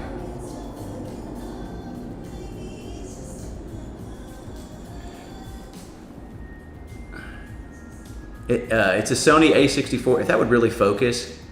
Sony A6400 mirrorless camera. I got the camera bundle because it comes with an extra, like, the main thing about cameras, guys, if you don't, I don't know, trust me, I don't know a lot about photography and lenses and shit. I've learned a lot the past week. Cameras are expensive, but the real expensive shit are the lenses. Now, lenses are, you get lenses based on the quality of things you're going to be taking photos of. So just make sure like that that bundle is $1,100, and it comes with the stock Sony lens that comes with the regular camera, and it comes with another lens, without going into all the specs of it. So buy lenses that are appropriate for the content that you're going to be making. Those 2 lenses will do everything that. I'm not a fucking nature photographer. I'm not trying to take photos of the fucking moon. So that's the camera that I got. Muscle Slayer says heading out, but good to catch you. You too, buddy. Good to hear from you. Thank you for coming in and popping in and saying hello. Thank you, everybody. Have a good diapered night. This in and out of focus shit that's happening right now, this won't be happening come Friday, because that's when the camera's supposed to get here. And that's why I had to buy the Camlink 4K thing. But yeah, if you look at some some really good Twitch streams, and you see that wow, their stream is really clear, and and if you see them even the YouTube videos, it's usually pretty much this is the number one YouTube camera that you can get. Even cameras that cost 3 or 4 times the price, the video quality when it comes to putting out a YouTube, it could be a super famous Marquise Brownlee tech channel on YouTube that has millions of subscribers, and the video quality will be that good with this $900 camera. If you just look at a review for the Sony a6400 on YouTube, it'll all the reviews are is this the best camera that's ever made? Is this the best camera? Because the performance and price and what you get, and the main thing with this camera that really because I was thinking about just getting the Canon M650 or the Canon M50 because it's $400 cheaper. It has a lot of the bells and whistles that the Sony does, but the difference is most mainstream mirrorless cameras or even DSLR cameras, they have a cutoff window of 30 minutes. So when you're recording something, your video is going to cut off in 30 minutes, and you have to set a timer. So if you're doing if you're recording an interview or a scene or whatever you're recording, right? If it's more than 30 minutes, you're going to have to set a timer on your phone or watch to stop and go and reset your camera to make sure that you don't sit there and just keep going and and you're not even recording, which is a stupid thing that most cameras have, but this is one of the first cameras that just has no recording limit. So as long as you have a huge whatever you can fit on your SD card, that's what you're going to be able to record. And that's what sold me on the camera. I was when I saw that, I was okay. Not to mention it has one of the best autofocuses of any camera, regardless of price. And I was watching a video, the cameras that they use to film a majority of Netflix shows. This guy had a video between that Sony a6400 and this other $30,000 to $40,000, $50,000 camera that movies are filmed on. And I was watching it, and the video quality, I'm not a super nerd when it comes to video quality, but they were very comparable, especially since one's $900 and the other one's $40,000 plus. It's very comparable. So when I saw that, I was all right, dude, I've got to pull the trigger, man. If I'm going to be putting stuff out, I always want to do it good. I want to make sure that there's clear quality, people can see it, and that it just looks good. Plus, I've always kind of had an interest, in a passing interest in taking better photos, and I want to learn. I think that, I want to challenge myself in new ways. I want to learn to do, if something just slightly interests me, I want to learn more about it and try to just kind of learn. Even if it fails or I suck at it or it's not good, I at least want to try, I feel for a long portion of my life, I just didn't try new things enough. And I've tried more new things in the past, since I've honestly come out. That sounded super they're sexual things, but I've tried new things, so much more by just the say yes philosophy. Life is too short to not just try stuff. And once I realized that it doesn't matter, you don't have to be good at it. You don't have to be fucking Steven Spielberg, right? You don't have to, just don't be afraid to fail. If it interests you, just try it, dude. Whether or not you're good at it doesn't matter. It's about making new neural pathways in your brain when you learn something new. And you challenge yourself, and you can work hard enough to give yourself even a new skill set. So I don't know, if you have a passing interest in something, man, just go for it, dude. If you're thinking about making videos, if you're thinking about doing anything in life, like there's this one YouTube channel and their motto is like, just press record, man.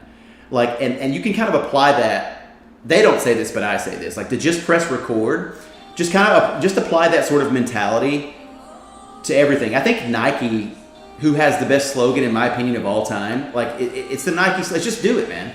Like if you're interested, if you want to do something, just fucking do it. Like you can come up with a million excuses to not do it or not try. Usually those excuses are based in failure and being afraid to fail, or maybe even being afraid to succeed.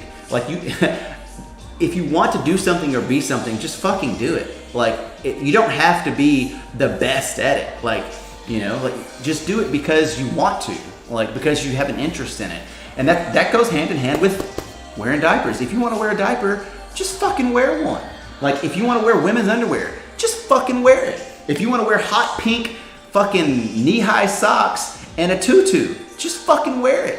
Like, who cares? Like, if you have an interest in it, appreciate the interest, coddle the interest, nurture the interest, see what you can develop out of it, see what you can learn from it. Hell, even if it's like, I want to be the best like Monopoly player in the world, or I want to learn how to play chess better, I want to be a better like boxer or something like that. Like, anything that you have an interest in, like, even if you suck at it, like, it's going to enrich your life. Like, you're going to learn new things. Like, you're going to learn new skill sets. Your life is just honestly going to be more interesting, you know? And, like, I plan on chronicling that, like, on the other YouTube channel and the Baby Cuckoo channel, too. JP says no one needs to know everything. Growth and change has no age limit or ceiling. 100%, man. And I wish, you know, I was very like you guys may find this like surprising, but like the things that I struggle with the most in my life, I didn't even like recognize like how much of this like was a part of my life. I'm going to do a video about it in the future, but I'll just give you like a rundown. Like I struggle with anxiety like hardcore. I didn't even know what it was, dude. In my teens, and especially in my 20s, like I struggled so much with anxiety. And I really didn't even, I just didn't know what it was. I was just like, I just thought that was like life and me, right? And because of that anxiety and that fear of failure, that fear of not being good at something, or that fear of being embarrassed, that fear of being like, you know, exposed, humiliated because you're not good at this, or you're just not adequate enough, or just being honest with yourself, you're just not good enough. Like I've fucking battled with that anxiety. It made my 20s miserable, and it made me not do things that I was interested in. And it really, you know, anxiety can cripple your life in so many fucking ways, man. Like it can really turn you, it can just really ruin your life without going into a long rant about anxiety. Like, and so I limited myself and my opportunities, the things that I was interested in, the things that I should be doing. Like even the thank you for the follow, Zara Rainier 1114. Even the things that like I was naturally good at. Like I told you guys, I was a minister, and I started when I was 19 years old, and I was really low key, unintentionally good at public speaking, and I was really good at preaching. And I was given opportunities at the age of like 20, 21 years old that people who were in their 30s and 40s didn't have. I was invited to speak on lectureships in front of all these, you know, I just had a potential budding career doing that. But the anxiety, when I got invited to speak on this very prominent lectureship series at the age of 21, I would have been the youngest speaker on this lectureship in this lectureship's 40-year history. And they invited me to speak and not just speak, but to speak in the prime time slot on the lectureship, the 7 p.m. slot, which was crazy to me. Like that slot was usually limited to some of the best preachers in the brotherhood, and I couldn't anyways, without going down that road, like I turned it down. Like I said yes initially, but the anxiety crippled me so much that I couldn't sleep, and I couldn't think, and I couldn't focus, and it choked me. And to give you guys like a little bit of Greek knowledge, like the idea in the actual Greek language when it talks about anxiety, it literally carries with it the idea of a snake, like a snake constricting. Like when a snake eats a mouse, it bites it, constricts it, sucks it for life, squeezes it and chokes it out. And then when the mouse's heartbeat is stopped and it's lifeless, then the snake swallows it. That's the idea of what anxiety does to a human being. Like, it fucking chokes you. It chokes the life out of you. It keeps you from being who you can be and living up to your potential and possibilities. And so, like, I was invited to speak on the lectureship, and I said yes and I said no. And I told him, I was like, I'm too busy, I can't do it, whatever. I made like fucking excuses. And once you go down that path and you let anxiety beat you the way that it beat me, like, you start doing that all the time. You start saying no when you should be saying yes. You start letting the crippling fear in your brain of inadequacy and failure take over, and it makes you like not enjoy your life, and it makes you pass up opportunities, and it makes you like give up on things that you want to pursue. And so the way that I overcame it was through like diet and nutrition and fitness and like reading books and like, taking care of your mental health, taking care of your physical health. Just starting the philosophy of just saying yes to stuff, even if it makes you uncomfortable, realizing that like saying yes to stuff, like even if you suck at it, there's no shame in failure. Like I think that Nelson Mandela said it best, guys. Like, failure was designed to ensure success. Like, there would be no success without failure. So you have to be able to fail before you can succeed. When you're like, I'm gonna just roll hard with this, like, and pun is intended, when you're an infant, when you're still in diapers and you can't walk, guys, like, you learn to walk by falling over and over and over again. You get up, you stumble around, you fall down, and you keep doing it until you're strong enough to walk. And that's fucking a lesson for everything in life. And it doesn't matter what it is. Like, you don't have to be the best walker ever, but you can fucking walk, Like, you can fall down and keep getting up until you can actually do it. Same thing is true when you learn to ride a bike when you're a kid. Anything in life, like, that takes like a stick-to-itiveness, like, you just have to keep doing it. Like, even if you fail at it, who gives a shit? So just overcoming that anxiety, overcoming the fear of like what other people think, like, because trust me, I'm telling you guys, like, what other people thought ruled my life for 35 years. Like, it ruled it. Like, so anyways, I have huge social anxiety, mainly because of my background in my past. I have social anxiety too. Like, there, and it comes, it's weird because I can be in a crowd and be the fucking life of the party, and I'll still be anxious. Like, I can be, sometimes I will just keep talking because I'm so anxious. Like, I don't like there to be silences in conversations. I'll just keep thinking of, and because I have a quick brain, like, I can keep a conversation just going, so that whenever I'm in a social situation, I'll keep people feeling comfortable because of my anxiety, right? Which is kind of weird, but it's what I do. Like, it's an honest truth. Like, that's what I do. But it also, like, there'll be certain situations where, I just don't want to be around a big group of people. All of a sudden, I'll just kind of like freak out, like, especially like when I used to go to the Hidden Door in Dallas, and people would, there'd be certain Sundays when I would just be like, feeling fine and take my shirt off. And when people start looking at you and like start staring at you, like, just sometimes it would just make you like really uncomfortable. And I would just put my shirt on, and literally the guys would come and like, dude, like, you should take your shirt off. Like, we're all like, people that I don't fucking know are like, dude, we're mad. We're all mad that you put your shirt back on, and you're just like, you feel so self-conscious and so like just, I don't know, man. And I still struggle with it. Like, it's still hard that, you're gonna, if you have anxiety, that's always going to be a battle that you're going to have to face. Like, it just straight up is. And even people that don't even have anxiety, like, really badly, like, they still have anxiety. Like, but the point of all of that talk about anxiety is, if something challenges you in life, if you want to do something, you just have to go do it, Like, you don't have to be successful at it. I don't have to be the next fucking Logan Paul or David Dobrik or anything like that. Like, I'm not looking to be that. Like, you just need to look to be yourself in whatever you're interested in. Like, say you're interested in fucking Brazilian Jiu-Jitsu. You don't have to be the next Hoyt Gracie. Like, just enjoy it and learn to do it. Like, if you like skateboarding, you don't have to be the next fucking Tony Hawk. If you like painting, you don't have to be the next Leonardo da Vinci. Just say yes, do things that interest you without the fear of failure, or without the fear of like not being good at it, or whatever anxiety may be crippling you, and just live your life to the fullest. And like, that's also a message of my brand of like what I'm trying to do. Like, yes, it goes hand in hand with diapers, like, in everything that I do and everything that I enjoy. Like, if you like something, if you love something, if you're passionate about something, like, you should do it. And it doesn't matter what other people think about it. Like, and I know that like it sounds kind of cheesy. I understand how it sounds cheesy to say I'm passionate about like diapers and ABDL culture, but it's the truth. Like, and if you're passionate about anything in life, like, you should just enjoy it and pursue it and make it, like, be happy and fully engage in it.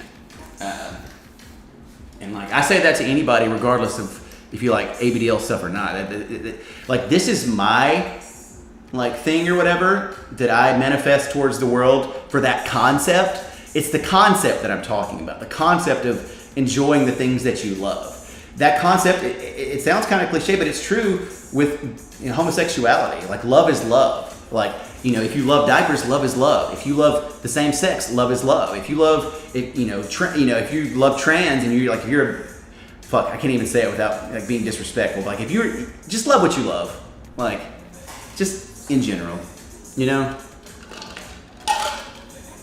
because the most people that will stand out in life, you can either be somebody that just hides in the closet with all your loves and passions, someone that just goes about life like living for fear of what everyone else will think in society, or you can step outside of that. You can be yourself unapologetically, be yourself in the things that you enjoy, and not care that other people may not approve of the things that you love, but you can just enjoy your life outside of like the boundaries of society and what society deems as acceptable and all this kind of shit. Like just be yourself and enjoy your life. Like, and once that switch flips and you no longer, and it does help as you get older, like it's much easier. I'm not saying you can do this when you're 20, but it's much easier as you get older. And when you flip that switch, dude, that's why I think I really just fucking enjoy life so much more now. I get so much more satisfaction, like just on day to day. Like I wake up and I'm just excited to be me. Like I not because I'm so fucking cool, but like when you truly just begin to give yourself good self-care and self-love, like you really start to just get excited to be yourself, man. You get excited to enjoy life, to be able to be alive and just have your own unique personality and your own unique look and your own unique passions and like just everything that makes you like you, right? Like it's exciting to be you. And that's what, like, the message behind all of this is not like, oh, don't make fun of me because I wear diapers. The message is like, my brand is like, I want you to be excited to be you. Like, yes, I'm reaching out to people that are into the community, but I'm also going to be reaching out to people that aren't. Like, as we're on Twitch right now, like, be excited to be you. You should be. Whatever makes you unique, whatever makes you different, like, whatever makes you. Like, even if you're just more, like, traditionally into, like, normal, cliche stuff. Like, if you're a Call of Duty dude bro that plays football and, like, drinks beer and eats chicken wings, like, that's fucking awesome, dude. Be you, man. Just be excited about your life. Be excited about what makes you special. And then channel that positivity, channel that energy, and do something for other people and make the world a better fucking place. Like, we all benefit when we all agree to do this. Like, that's the mark of a really good, like, community/society. Is in, like, when we all agree that, like I told you guys last time, that, like, life is not a competition, it's a celebration. And if you celebrate, like, the success of other people, like, you're gonna find so much more enrichment and enjoyment and just purpose. Like, that's what people are looking for in life more than anything, is purpose. That's what I think the purpose of, like, life is. And I think that you can create your own purpose without going into too much detail about that. But anyways, like, that's that in a nutshell, man. Like, yeah, I struggle with anxiety. Yeah, I know a lot of people battle with that. I know a lot of people in our community battle with that. I know a lot of gay people battle with that. Like, I know a lot of people just battle with it, man. I struggle with a lot of things, man. And I feel like that, there's so many layers and reasons as to why I want to make videos and make positive things and do things on ABDL space and, like, just traditional, like, fitness, just space. I think Amex agrees. He goes, I fucking agree. Yeah, he does agree, man. Like, there, at the end of the day, like, there is no real normal. There is no real standard. Like, there's what people, will say publicly is normal or whatever.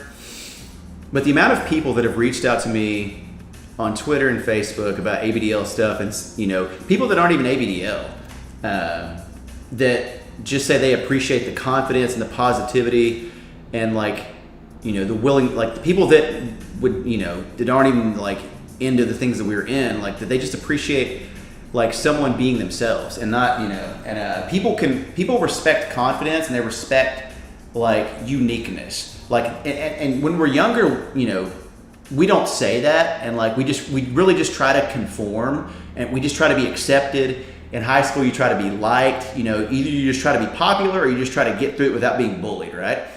Like, but at the end of the day, like regardless, people's respect, even if they don't tell you, even if they don't tell anybody, like even if it's just like a sort of respect for you that they have in their mind because they're afraid of what other people might think if people knew that they respected you, like they still respect you. Like, and respect is to a degree meaningless, but it's also meaningful in the sense that like it's better to be respected than it is to be loved, or to be popular, I should say. Like it's better to be respected than it is to be popular.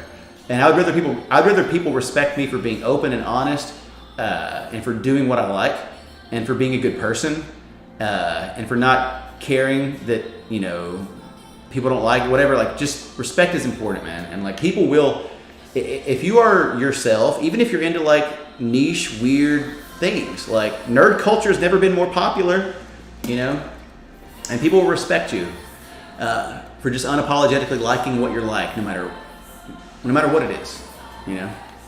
So, do you, boo boo? Do you? Hold on. I feel like this camera is like really. Hold on, maybe if I zoom it back, I'll go back into focus. I need to stretch too. I don't think I've even stretched in this diaper. Woo. So yeah, we'll get a quick stretching. But that's it, man. That's what's been going on. I've been prepping, I guess, in a lot of ways. Waiting on stuff to arrive, and then you'll see by Friday. You'll start seeing like a lot more videos and content across all platforms being put out.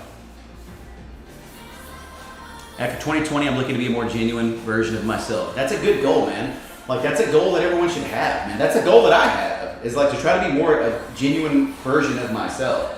And like, one of the things that I actually realized today that I meant to say on my spiel is, and I'll get to that question in just a second, Griff. I saw it.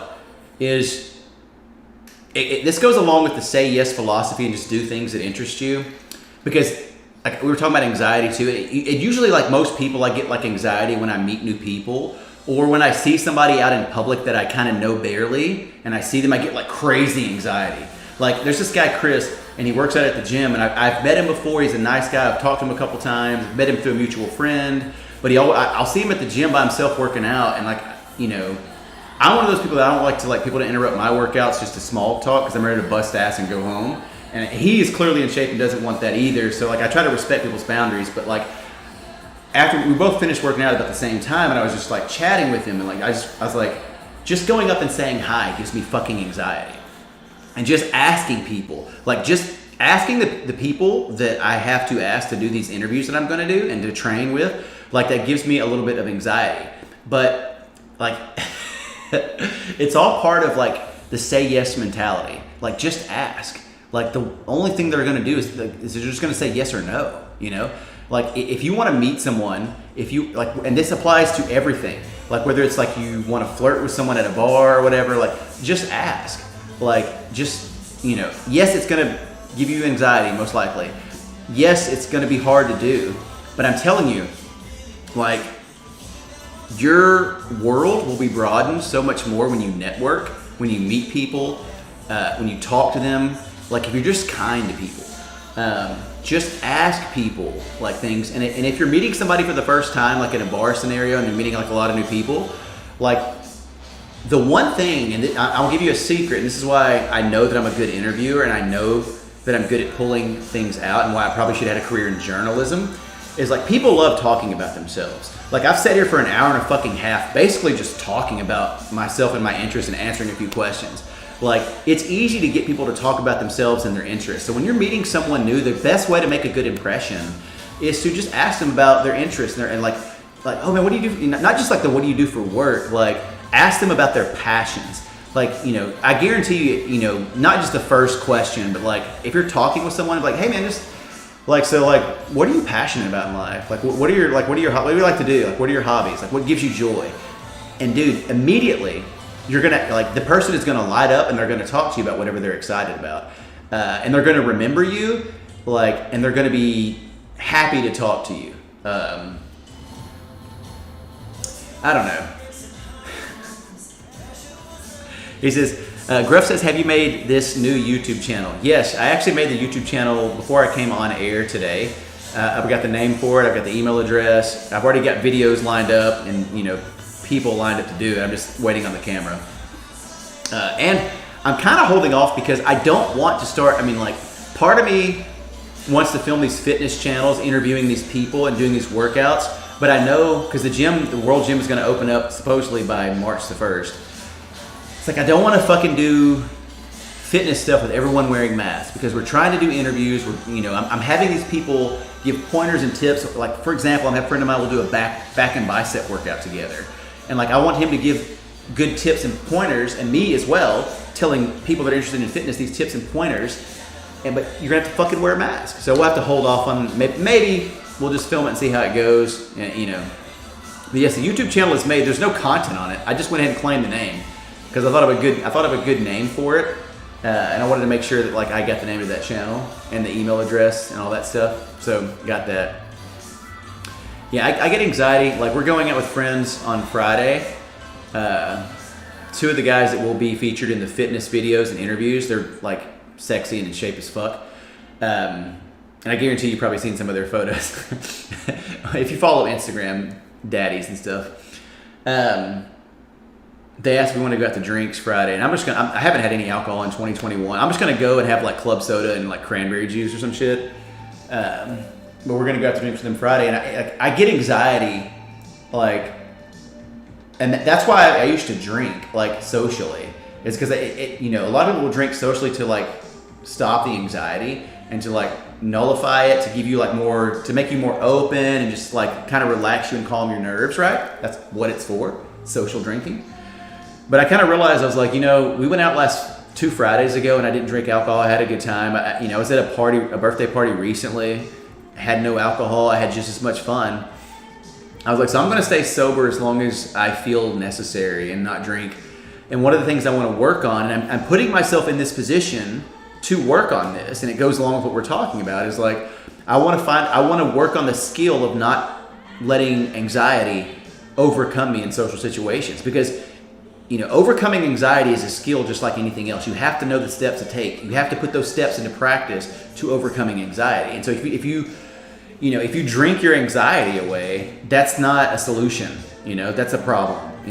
So I want to put myself in social situations that would normally make me feel awkward or nervous or uncomfortable or anxious.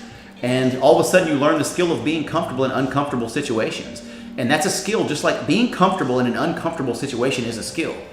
And when you learn how to do it, it just really elevates your confidence. And it elevates your kind of belief in yourself. And there's so many things in life, and that's, when it comes to challenging yourself and doing things, like even if you fail at them, or but if you fail in terms of like, if you learn just a little bit of that skill set, like, and if you just get a little taste and you make yourself a little bit better, like you kind of level up your overall like RPG like points. Like you kind of make yourself a little bit better in that area. And anxiety is no different, and overcoming it is no different, man. Like you just have to be able to, put yourself in a position that you would normally like run from, right? Where I would normally just wouldn't go out or wouldn't put myself in that awkward social anxiety position. Like I'm going to put myself in it. I'm going to think and be aware that like this is where I would normally either drink or like start, feeling uncomfortable. And you do like a lot of visualization for this too. And you put yourself in a situation and you just practice being comfortable in it and like taking the mental steps to be comfortable in it. So that's kind of like what I do and what I'm learning to do. And I always say like you're learning, like all of this is a work in progress. That's literally what life is. Your life is a work in progress, man. And that's the way you look at it. Like you're never going to be an expert at anything or fucking perfect at anything. Like, but you're a work in progress, and that's what life is. Like that's the purpose of life, is to get all your skill points and then die. to level up, to get max level and fucking die. Life is a video game. But yeah, I mean, dude, it doesn't matter who the person is. Like, I can show you celebrities who are famous, who are completely comfortable on camera and, all these things, and they still have anxiety. Like, they still struggle, humans, it doesn't matter who the human is, humans still struggle with human things. And if you're a human being, you're going to struggle at some point, most likely, with anxiety, with depression, with, sadness, and just like human struggles. Like, it's just going to happen. This tape? Yeah. I haven't even like stretched at all in this. I'm trying to go, but like, I'm surprised. Thank you for fixing that tape. Unbox the diaper. I don't know, man. I just really am. I feel like I'm in a, Corona's put everybody in a really shitty place as I stretch. Like, we've all kind of been through the ringer, like, regardless of who you are. Like, everybody's been through it, man, the past year. Everyone's been lonely and sad and just felt all these weird and strange emotions and felt like the world is ending, and like, you just, everyone's trying to come up with their own coping mechanisms and doing all that they can. And then, you couple 2020 with all the political madness and the riots and everything that like happened around the world, really.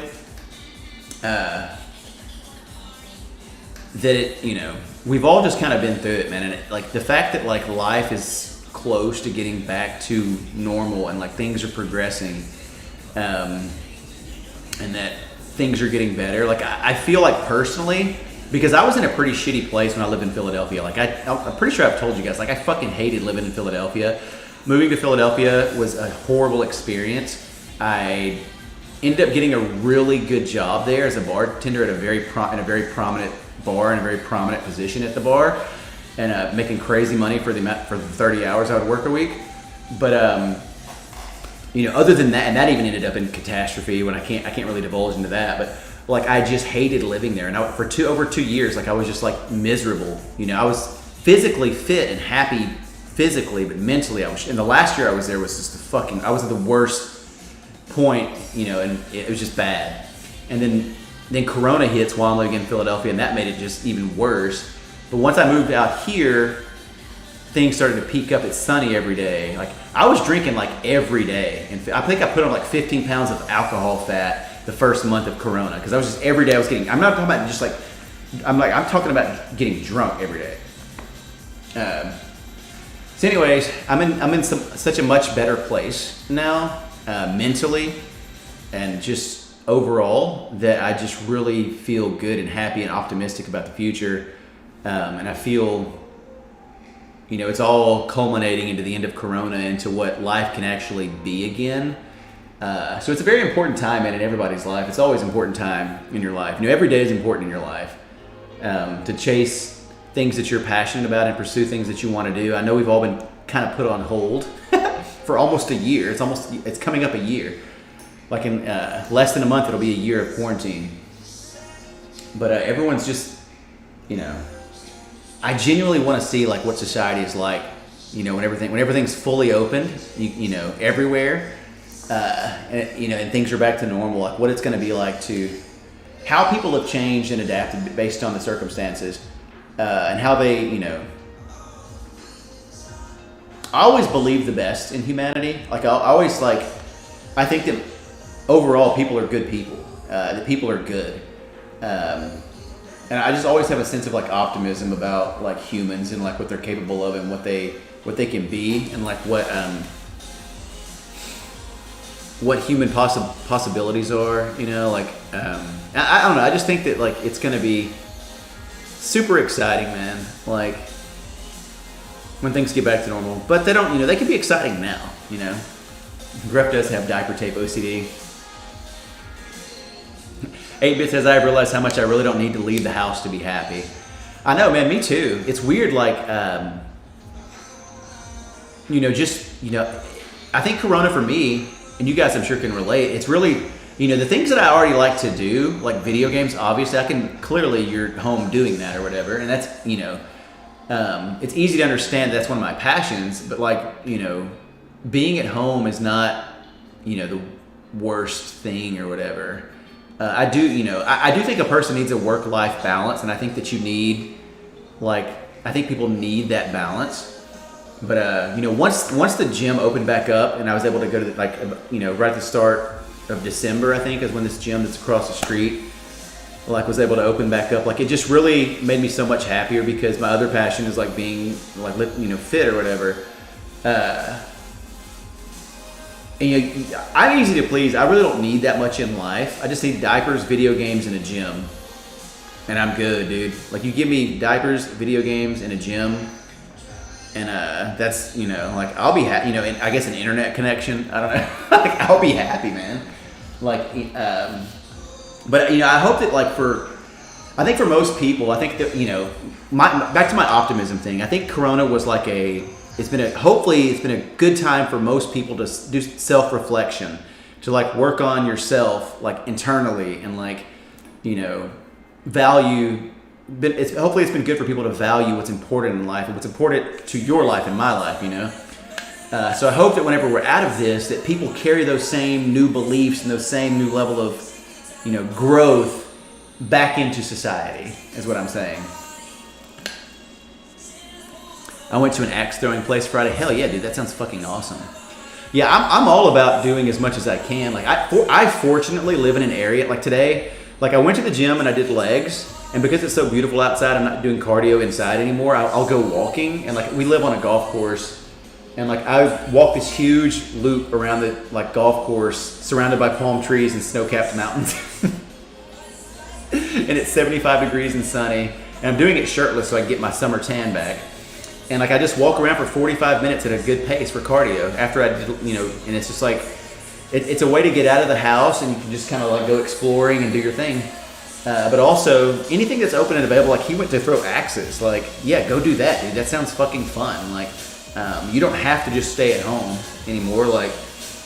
You can go, there's so many places to go hiking in Palm Springs. I used to go hiking all the time. Last summer I was dude, I don't have to stay home. I can go hiking. I can go explore nature. Which, you'll see me in the vlogs I'll be doing, I'm going on hikes with this camera for cardio. I promise you it's going to be entertaining. I fucking promise you. The throwing was fun. I sucked at it, but it had a blast. Yeah, there was when I was in Philadelphia, I remember I was working at the bar, and there was an axe throwing, what you're talking about. There was a company, and they came into the bar as around Gay Pride, and they wanted to advertise and see if I think it was for Outfest, and they wanted to come and advertise, and they were going to have an LGBTQ night where, people could come to their company, they were just advertising for it, and that's when I actually there's axe throwing businesses or whatever where you go and you chunk axes at Targets, which sounds fucking awesome. Yeah. Dude, JP says as long as you had fun, that's all that matters. That's literally the point of life, man. It's as long as you had fun, that's all that matters. And that clicked in my brain. It's been clicking in my brain a lot, man. At the end of my life, because I used to be so crazy obsessed with being successful and doing something with purpose in my life and making sure, and getting the and I was obsessed with, and whatever definition of success I fucking had, and it just been clicking. It's dude, at the end of it, it's just about how much fun you have. At the end of your life, no one's really going to give a shit how much money you have. No one's going to care how big your fucking house is or what you drive a Ferrari or whatever. It's how much fun did you have. And by fun, I mean enjoyment, not oh, I'm just fucking partied every day until I died. No, I mean how much enjoyment did you squeeze out of life? And if diapers are a part of that enjoyment, that's part of the brand, guys. That's part of the point. That's part of the purpose of me. It's or this, this all I do is enjoy it. I want to look back as someone who no, dude, I just wore them because I loved them, and every time I put one on, it made me feel good and happy. I don't want to get to the end of my life and be yeah, I like doing this thing. I just never did it because I was afraid that fucking, Brian across the way was going to find out and I was going to really give a shit, I don't know. I think that life is all about life is all about experiences. And like going along with what we're saying on that, like every person I've ever seen that's famous or a celebrity or is successful or has written a book about getting the most out of life, like all of them say the thing that they did the most that brought them the most satisfaction is traveling / experiences. Your life is about experiences. The big moments that you experience that bring you joy, whether it's like the birth of your child or when you get married or when you travel to a foreign country, it's about experiences. You don't remember every day of your life. You remember the big experiences of your life. And so it's about creating memorable moments and memorable experiences in your life. When you graduate from college, when you get your master, like those types of things that you work for. But it's also about like the good times and the fun times. And the key to happiness is not like being successful by getting a PhD and becoming a mega rich banker or whatever, stockbroker. Like it's about like the days in between those where you find yourself happy with who you are, content and fully in love with yourself and your uniqueness, and you're really expressing your individuality to the world and you're giving back. And if you do those things, and if you do the say yes philosophy, like just say yes. If somebody asks you, just say yes. Like if you do those things, guarantee you're going to create more experiences, right? If you just ask someone, like if you network, you're just going to create more experiences, and that's going to make your life fulfilling and fun and happy. And that's what it's all about, dude. And like it took me a long time. Like I'm 40 years old. Like it took me a long time to realize these things. And it's one thing to be able to realize that and like say it on camera or whatever, but it's another thing to put it into practice. That's where it all matters. Like it's one thing to believe something, but you have to put it into practice. Like you have to. So just saying yes, just asking people. Like if you have an idea, just run it by somebody and ask them, JP says, laugh at yourself because you just might miss the best joke of life. Joan Rivers. I love that, dude. Yeah. Baby T says, fuck that degree. I think I'm going to drop out. Hey man, like college isn't for everyone. And I think that our society is starting to realize that one, college is way the fuck overpriced. Two, like education, a college degree is a very like narrow-minded, colloquial, like bullshit, like view of how like a person should progress in life.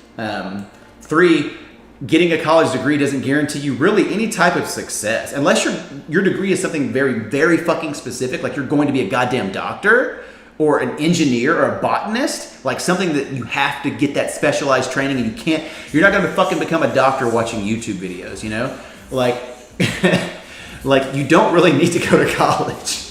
Like you don't. Like I always try to tell you guys the things that I would say to my 19, 20-year-old self, regardless of the platform or context or avenue. And like, if I could go back, I would tell myself like, pursue your passions. Like the world is rapidly changing, and like you can make a life out of, if you're passionate about something, if that something needs you to go to college for you to be like if you're passionate about medicine, you got to go to college, right? But if you're passionate about cars, don't fucking go to college. Go to mechanic school and learn as much as you can. Like take the avenues that you need to take to enjoy the things that you're passionate about. Don't go to college because mom and dad want you to, or because they think that that's going to be your avenue for success. Like, because it's not. Like, I can fucking Google it if you don't believe me. Like the amount of college graduates that don't even use their degree. Like I have multiple degrees that I cannot and will not use. Like yes, I graduated from multiple schools, but my degrees are in biblical studies and theology from multiple universities, and I cannot fucking use those at all. And I haven't used them for like financial gain in a decade. So I'm not telling you, okay, Baby Foo Foo says quit college, I'm quitting tomorrow. I'm not saying that. I'm saying like you have to take the path that is best for you. And I promise you, without even fucking knowing you, I can tell you that the path that is best for you is the path that you're most passionate about. Whatever it is that sparks joy, as they say now, or that brings you to life, that makes you, just things that you would do for free, like in your spare time, things that, hobbies, whatever they may be, like whatever your interest is, like that's what you should pursue. Like, never just pursue things for money. Never pursue things for fame or like tangible stuff that is kind of meaningless, like fame and money, like, you know, or being successful because you got the promotion to the, you know, president or the CEO, like, pursue what you're passionate about, because that's what's going to make you happy, and that's what's going to make your life fulfilling, and create those experiences. Gruff says college is about going for a degree you will use. If you use it, then it's worth it. Yeah, if you're going for like a liberal arts degree or something that's really kind of like, actually, I mean, like, go to college if, one, you can afford it. Two, if you're going to specifically use that degree, or that degree is going to lead you to something, like if you need to get that degree to, you know, to open up doors for your passions. Like if you want to be an English teacher, you fucking got to go to college. Like most college degrees are useful, but if you're just going to, like, I had friends that just went to college because like they're supposed to, like you're just supposed to, like they had no, like they didn't know what most college freshmen have no idea what they're interested in, what they're passionate about. That's why people change their majors so fucking much. I had no goddamn clue what I wanted to do when I thought I was going to coach basketball. Like my freshman year of college, I was like going to do kinesiology and like coach basketball, and even that just seemed like, what the fuck, you know, like what are you doing? Because most people like will get a degree, and within if they even use their degree, like when they graduate, like they're within 5 years, they're like switched careers that no longer even needs that degree. Like the way that you, honestly, be real, like the way that you get a job that's worthwhile is you got to know somebody. Like, I'm going to be real. Like, yes, you can get lucky, you can interview, you can work your way up, you can do these types of things. But the best way to get a foot in the door is to network and know somebody. Like, and it doesn't matter, especially when you're looking at as you get older, and it's like, you know, because in life, the reason the experience is so important, and like the reason that they ask you to have like 3 or 4 or 5 years experience in a certain field, it's not just because they want you to be proficient in what they're asking you to do. It's like, if, you know, experience is more important than like, a degree.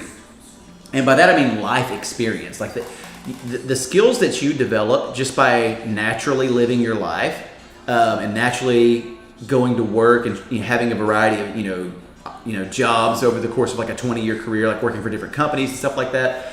Like the skill sets that you like develop, that's what they're interested in. Like that's what, and especially even now, even more so than ever in 2021, like companies want to hire a person. Like companies are starting to look at employees as brands, like as their, you know, like they hire this type of person. They're no longer going to ask you about your, you know, I'm sure the question will come up, but like the most important thing is now, what are your strengths or weaknesses as an employee? Like, you know, now they'll just look at your Facebook and your Instagram and your like social media, and like, you know, they'll want to know how creative you are, and they want to know like, you know, can you, you know, think on your feet independently. Like, what can you bring to the company besides like your ability to do math or whatever, you know, or like your ability to be an accountant? Like, what can you bring to the company? So, what's up, Tashi? Yeah, college is not, you know, and guys, it's not a bad thing. If college is not for you, going to college doesn't make you fucking better than anybody, nor does graduating from college. If, you know, if college is the way that people should look at college not being right for you is the way that people should be like, hey man, sushi's just not for me. I don't really like sushi. You know, it's just something you don't like. We're not all programmed the same way. We're not all designed, and thank God. Like, take the path for you that's best for you. Like, and I say that with everything that I talk to you guys about. You know, whether it's like your diapers and who knows about them, and how you talk to people, like take the path that's best for you is the best advice I can give you in anything that I will ever say on this channel. Like in love, in kink, in fetish, in college, in education, in experience, in anything I talk about, dude, take it all with a grain of salt and just take the path that is best for you. Like, just do what's best for you. Like, do you. Like, it sounds kind of like lame when I say it like that, but it's true. It's like, it's the idea in a nutshell. Like, if you want to be a lawyer, you got to go to college. You know, you got to go learn that skill set. But if you want to be somebody who's a photographer, and your photography is going to be like a specific thing, like, I don't know, dogs or something, like, you just develop that skill set. Like, if you want to be a fashion designer, like, just develop the skill set. Do what you want to do. Like, you don't have, like, somebody's idea of success and success for your life is bullshit. Like, success for your life is doing what you want to do, in my opinion. Like, very long day, so I'm just waiting until I'm tired to end the day. Only people from Harvard think going to Harvard means something. I think going to Harvard means something. It means you went to Harvard. Yeah, man, I mean, like, that's a prestigious school and it's hard to get into, but, like, what I'm saying is, like, the value that, the value that society places on things doesn't have to be your values. It just doesn't have to be.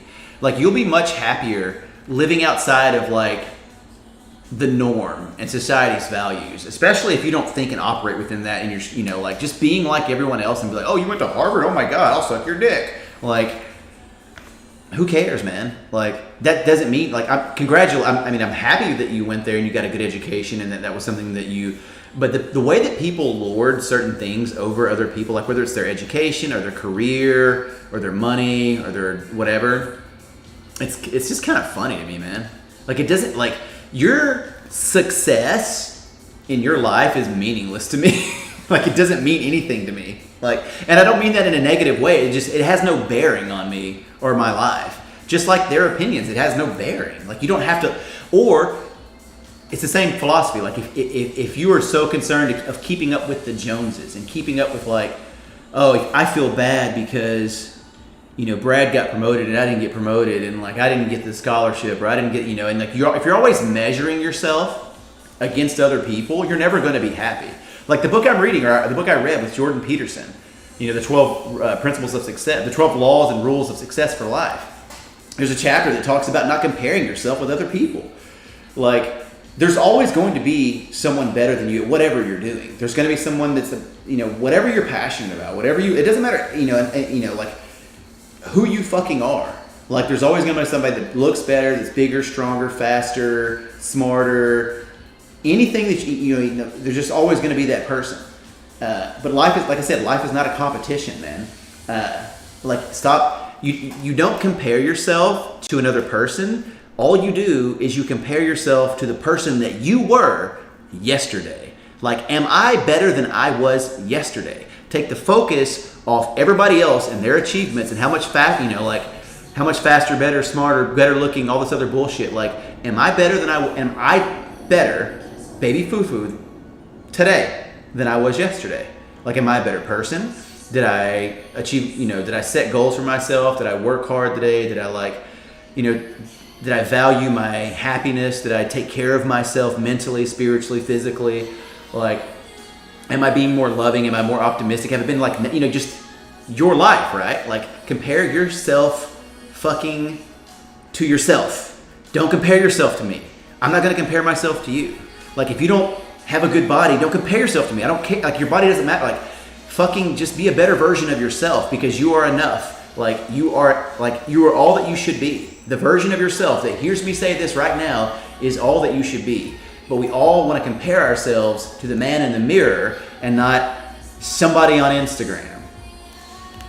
Like, it's, like, that's when you will really start loving yourself. Like I keep saying, man, the more you love yourself, the more you're going to love life, dude. It's a shift in perspective, man. It's a shift in perspective, and it's a shift in your well-being. And, like, dude, life gets, I have a good vocabulary, and I used to be a professional speaker, okay? And, like, I cannot articulate, I am not grandiloquent enough to be effusive enough to tell you guys like how fun and wonderful and fascinating life becomes when you truly love yourself and you just start enjoying the pleasure of your own company and enjoying who you are and becoming yourself. And, like, one of the big things, because trust me, everything that I'm talking about, you guys know I struggled with it, right? Like, that's what I always compare my body to somebody else's that's on steroids, or I compare, like, how I look with somebody that, like, looks better. Everybody fucking does this shit, and you struggle with it. But when you all of a sudden, when you realize that, I'm enough, I'm good enough. Like, it doesn't matter. Like, I'm just going to improve myself, and I'm going to be the best version of myself. That's the beauty of life. That's the joy of life. That's the purpose of life. And then when you find that happiness inside yourself and not from an outside source, that's when the real self-love begins. And that's when you really start like appreciating life, but also you take that love and you just start sharing it with other people. You take that positivity and those good things about you and your self-love, and you start helping other people find the best version of themselves, man, and just be better. Because you realize how important it is, and you realize how meaningful it is to have people value themselves. Like, I feel like everything I've said, and I'm gonna save this stream because I feel like everything I've said is really fucking this is who I am, and this is like my brand. I don't want to call it a brand because like this is the way I think, but like this is me in a nutshell, and like what I want to do with my life, regardless of which, whether it's on an ABDL channel or a other YouTube channel, like it just is what it is. My friend's been depressed lately. Can you reply with some kind words on Twitter? Says iSpeeds. Yeah, on Twitter. Who is your friend on Twitter? Like type in chat like who they are. Are you nuts? It depends on your It depends on your definition of nuts, man. Most likely, I'm probably crazy. Yeah, sure. Like everybody's crazy. It's just how they like handle their lunacy. You seem smart. Are drugs good for you? Most likely, no. You don't need drugs. I'm not saying you can't have a little weed now and then or whatever, but I would 100%, I live in California, weed's everywhere. 100% I would say no to drugs, dude. Like, there's just nothing good that can come from it. Like, even like, just don't. Don't do drugs, okay? Drugs are bad. Who's your friend on Twitter? I'll give them a shout out if they're like going through a rough time. iSpeeds. Do you follow me on Twitter at babyfufu2?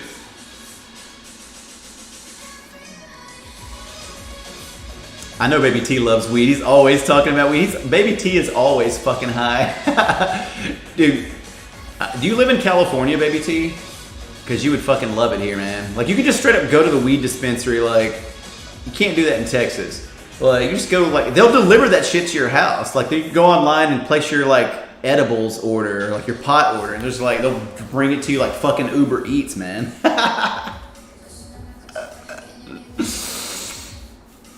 Oh my god. So anyways, I'm probably gonna have to end the stream because we're fixing to eat dinner.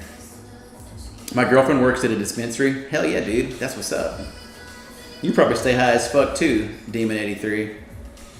I don't know, guys. I hope this has been like inspiring and like motivating, like, and like you found some benefit in it, and like I feel like I enjoy doing the just chats even more than playing video games for you guys, because I feel like it's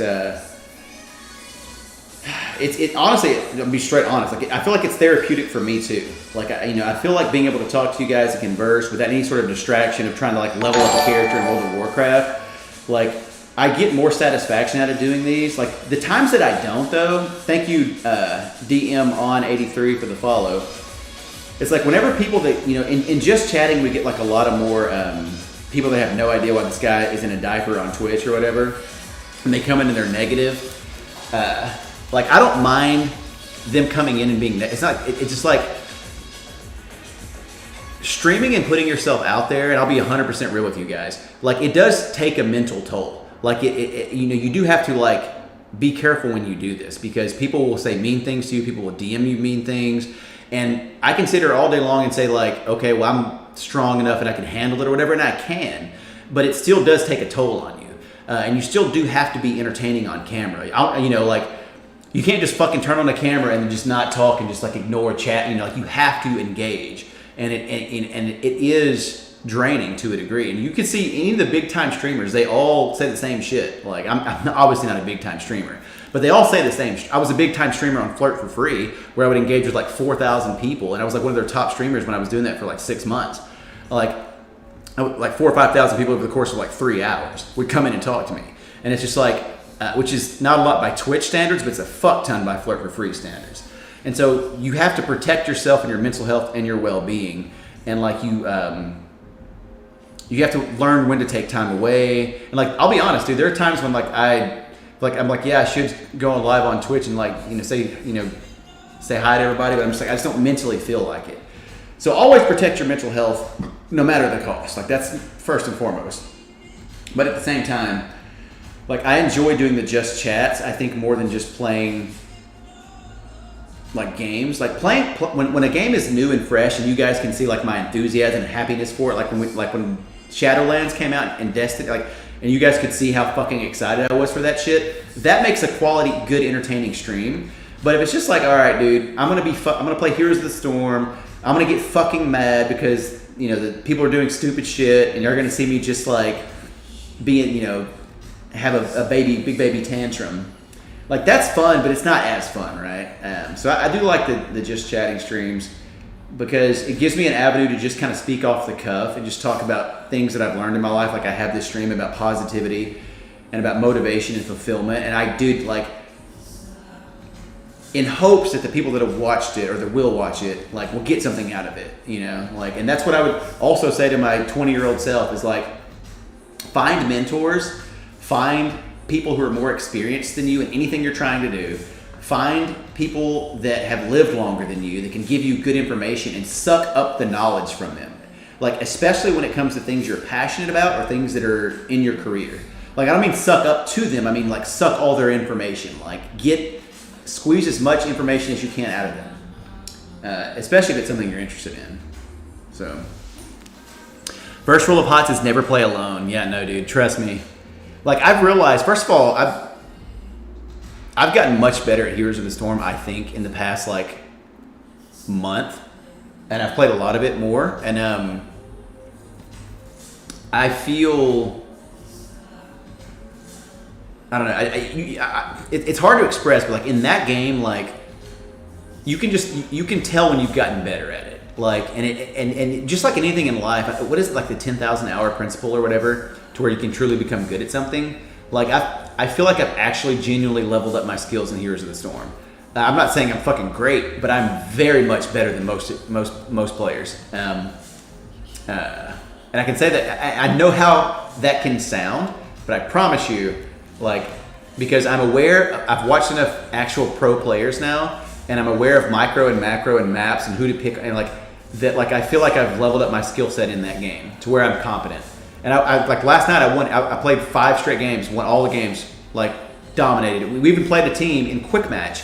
Like I've never seen a team with this high of a player level. They had one guy that was over 3,000 and 2 other guys that were over 2,000. And the other 2 guys were like 1,500 in their player level, which is fucking, mine's like 779 or 780 right now. And I was like, oh God, we're about to, like, this is quick match. We're about to get, and they had a better comp than us too. Like a straight up better comp. And I swear they were all playing together. And like, I thought we were going to get fucking steamrolled. And not only did we win, your boy was MVP, and like we dominated. Like we didn't dominate, but like it was a good game. You could tell they were working together as a unit. They were setting up combos. They were doing all this stuff like that good players would do, the players that know each other. And like in quick match, and like I thought we were gonna get shit stomped. And it was a rough first half of the game, and then all of a sudden, once we hit our level 16 talents, I was like, our team stayed focused, and we won, dude. And like we beat them pretty soundly at the end. Like just kind of trolled them, and it was crazy. And that's my humble brag of this segment of the stream. That's my humble brag. I've gotten pretty good at Heroes of the Storm. Not better than a lot of people, but better than you. No, like humble bragging. So anyways, point is, I like doing these types of streams too.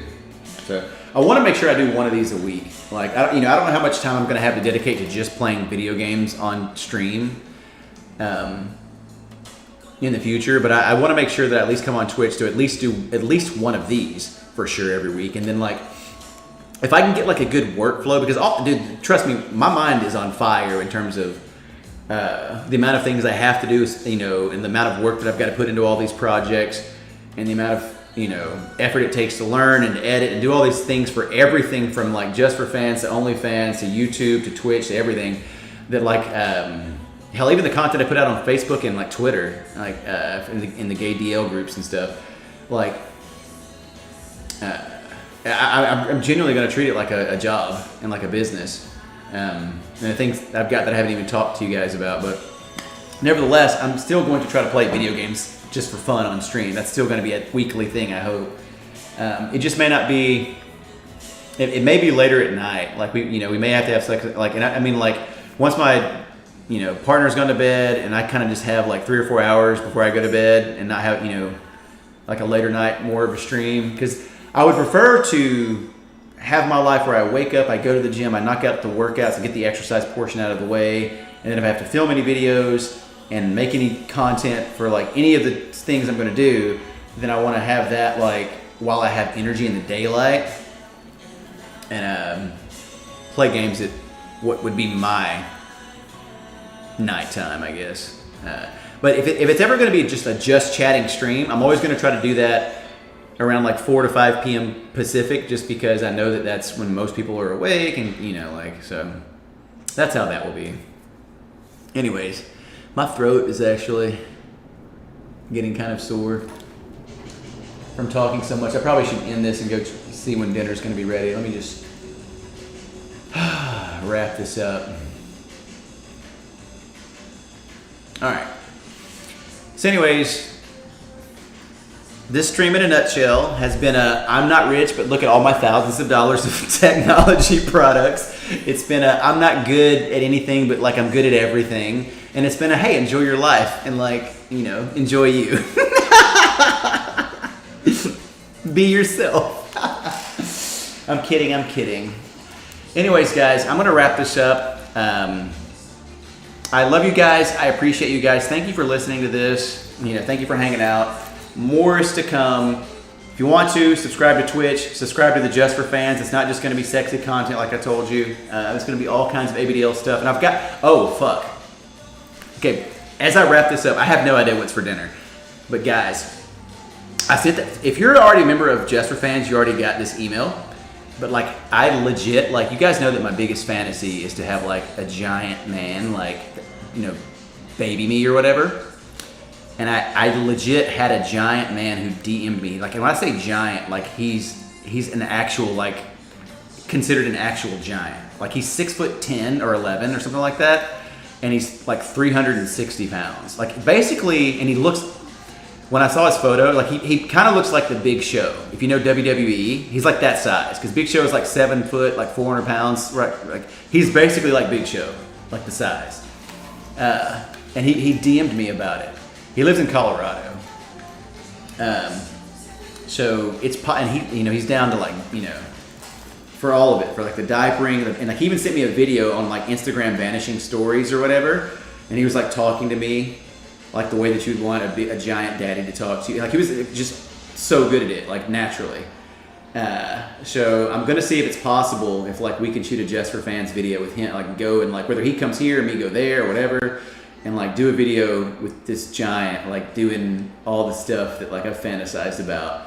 So, I'm not saying that's gonna happen like in the next week or so, but it's definitely, it's going from the fantasy zone to just like the realm of like, okay, this you just gotta speak your reality into existence sometimes. So sometimes if you put your stuff out there, you never know who's gonna pick up the phone. You know what I'm saying? You just gotta ask, right? That goes back to what I'm talking about. Like if you just put yourself out there and ask, you never know what can happen. So like it's a fantasy of mine, and but like I told him, I was like, I would want to like do a photo shoot with you. I'd want to like do videos with you, and like we got a lot of so we'll see if it can happen. So I look forward to it. I'm actually going to post a photo, and I know I can say this on Twitch, but it's not really like. It's XXX. I'm going to post a photo soon, probably the next day or so, of...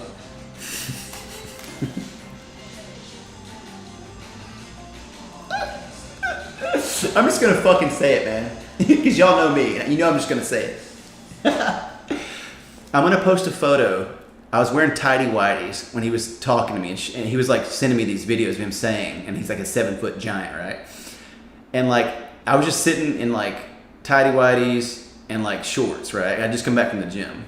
And dude, I'm gonna post a photo of what my briefs looked like after he talked to me as a giant daddy.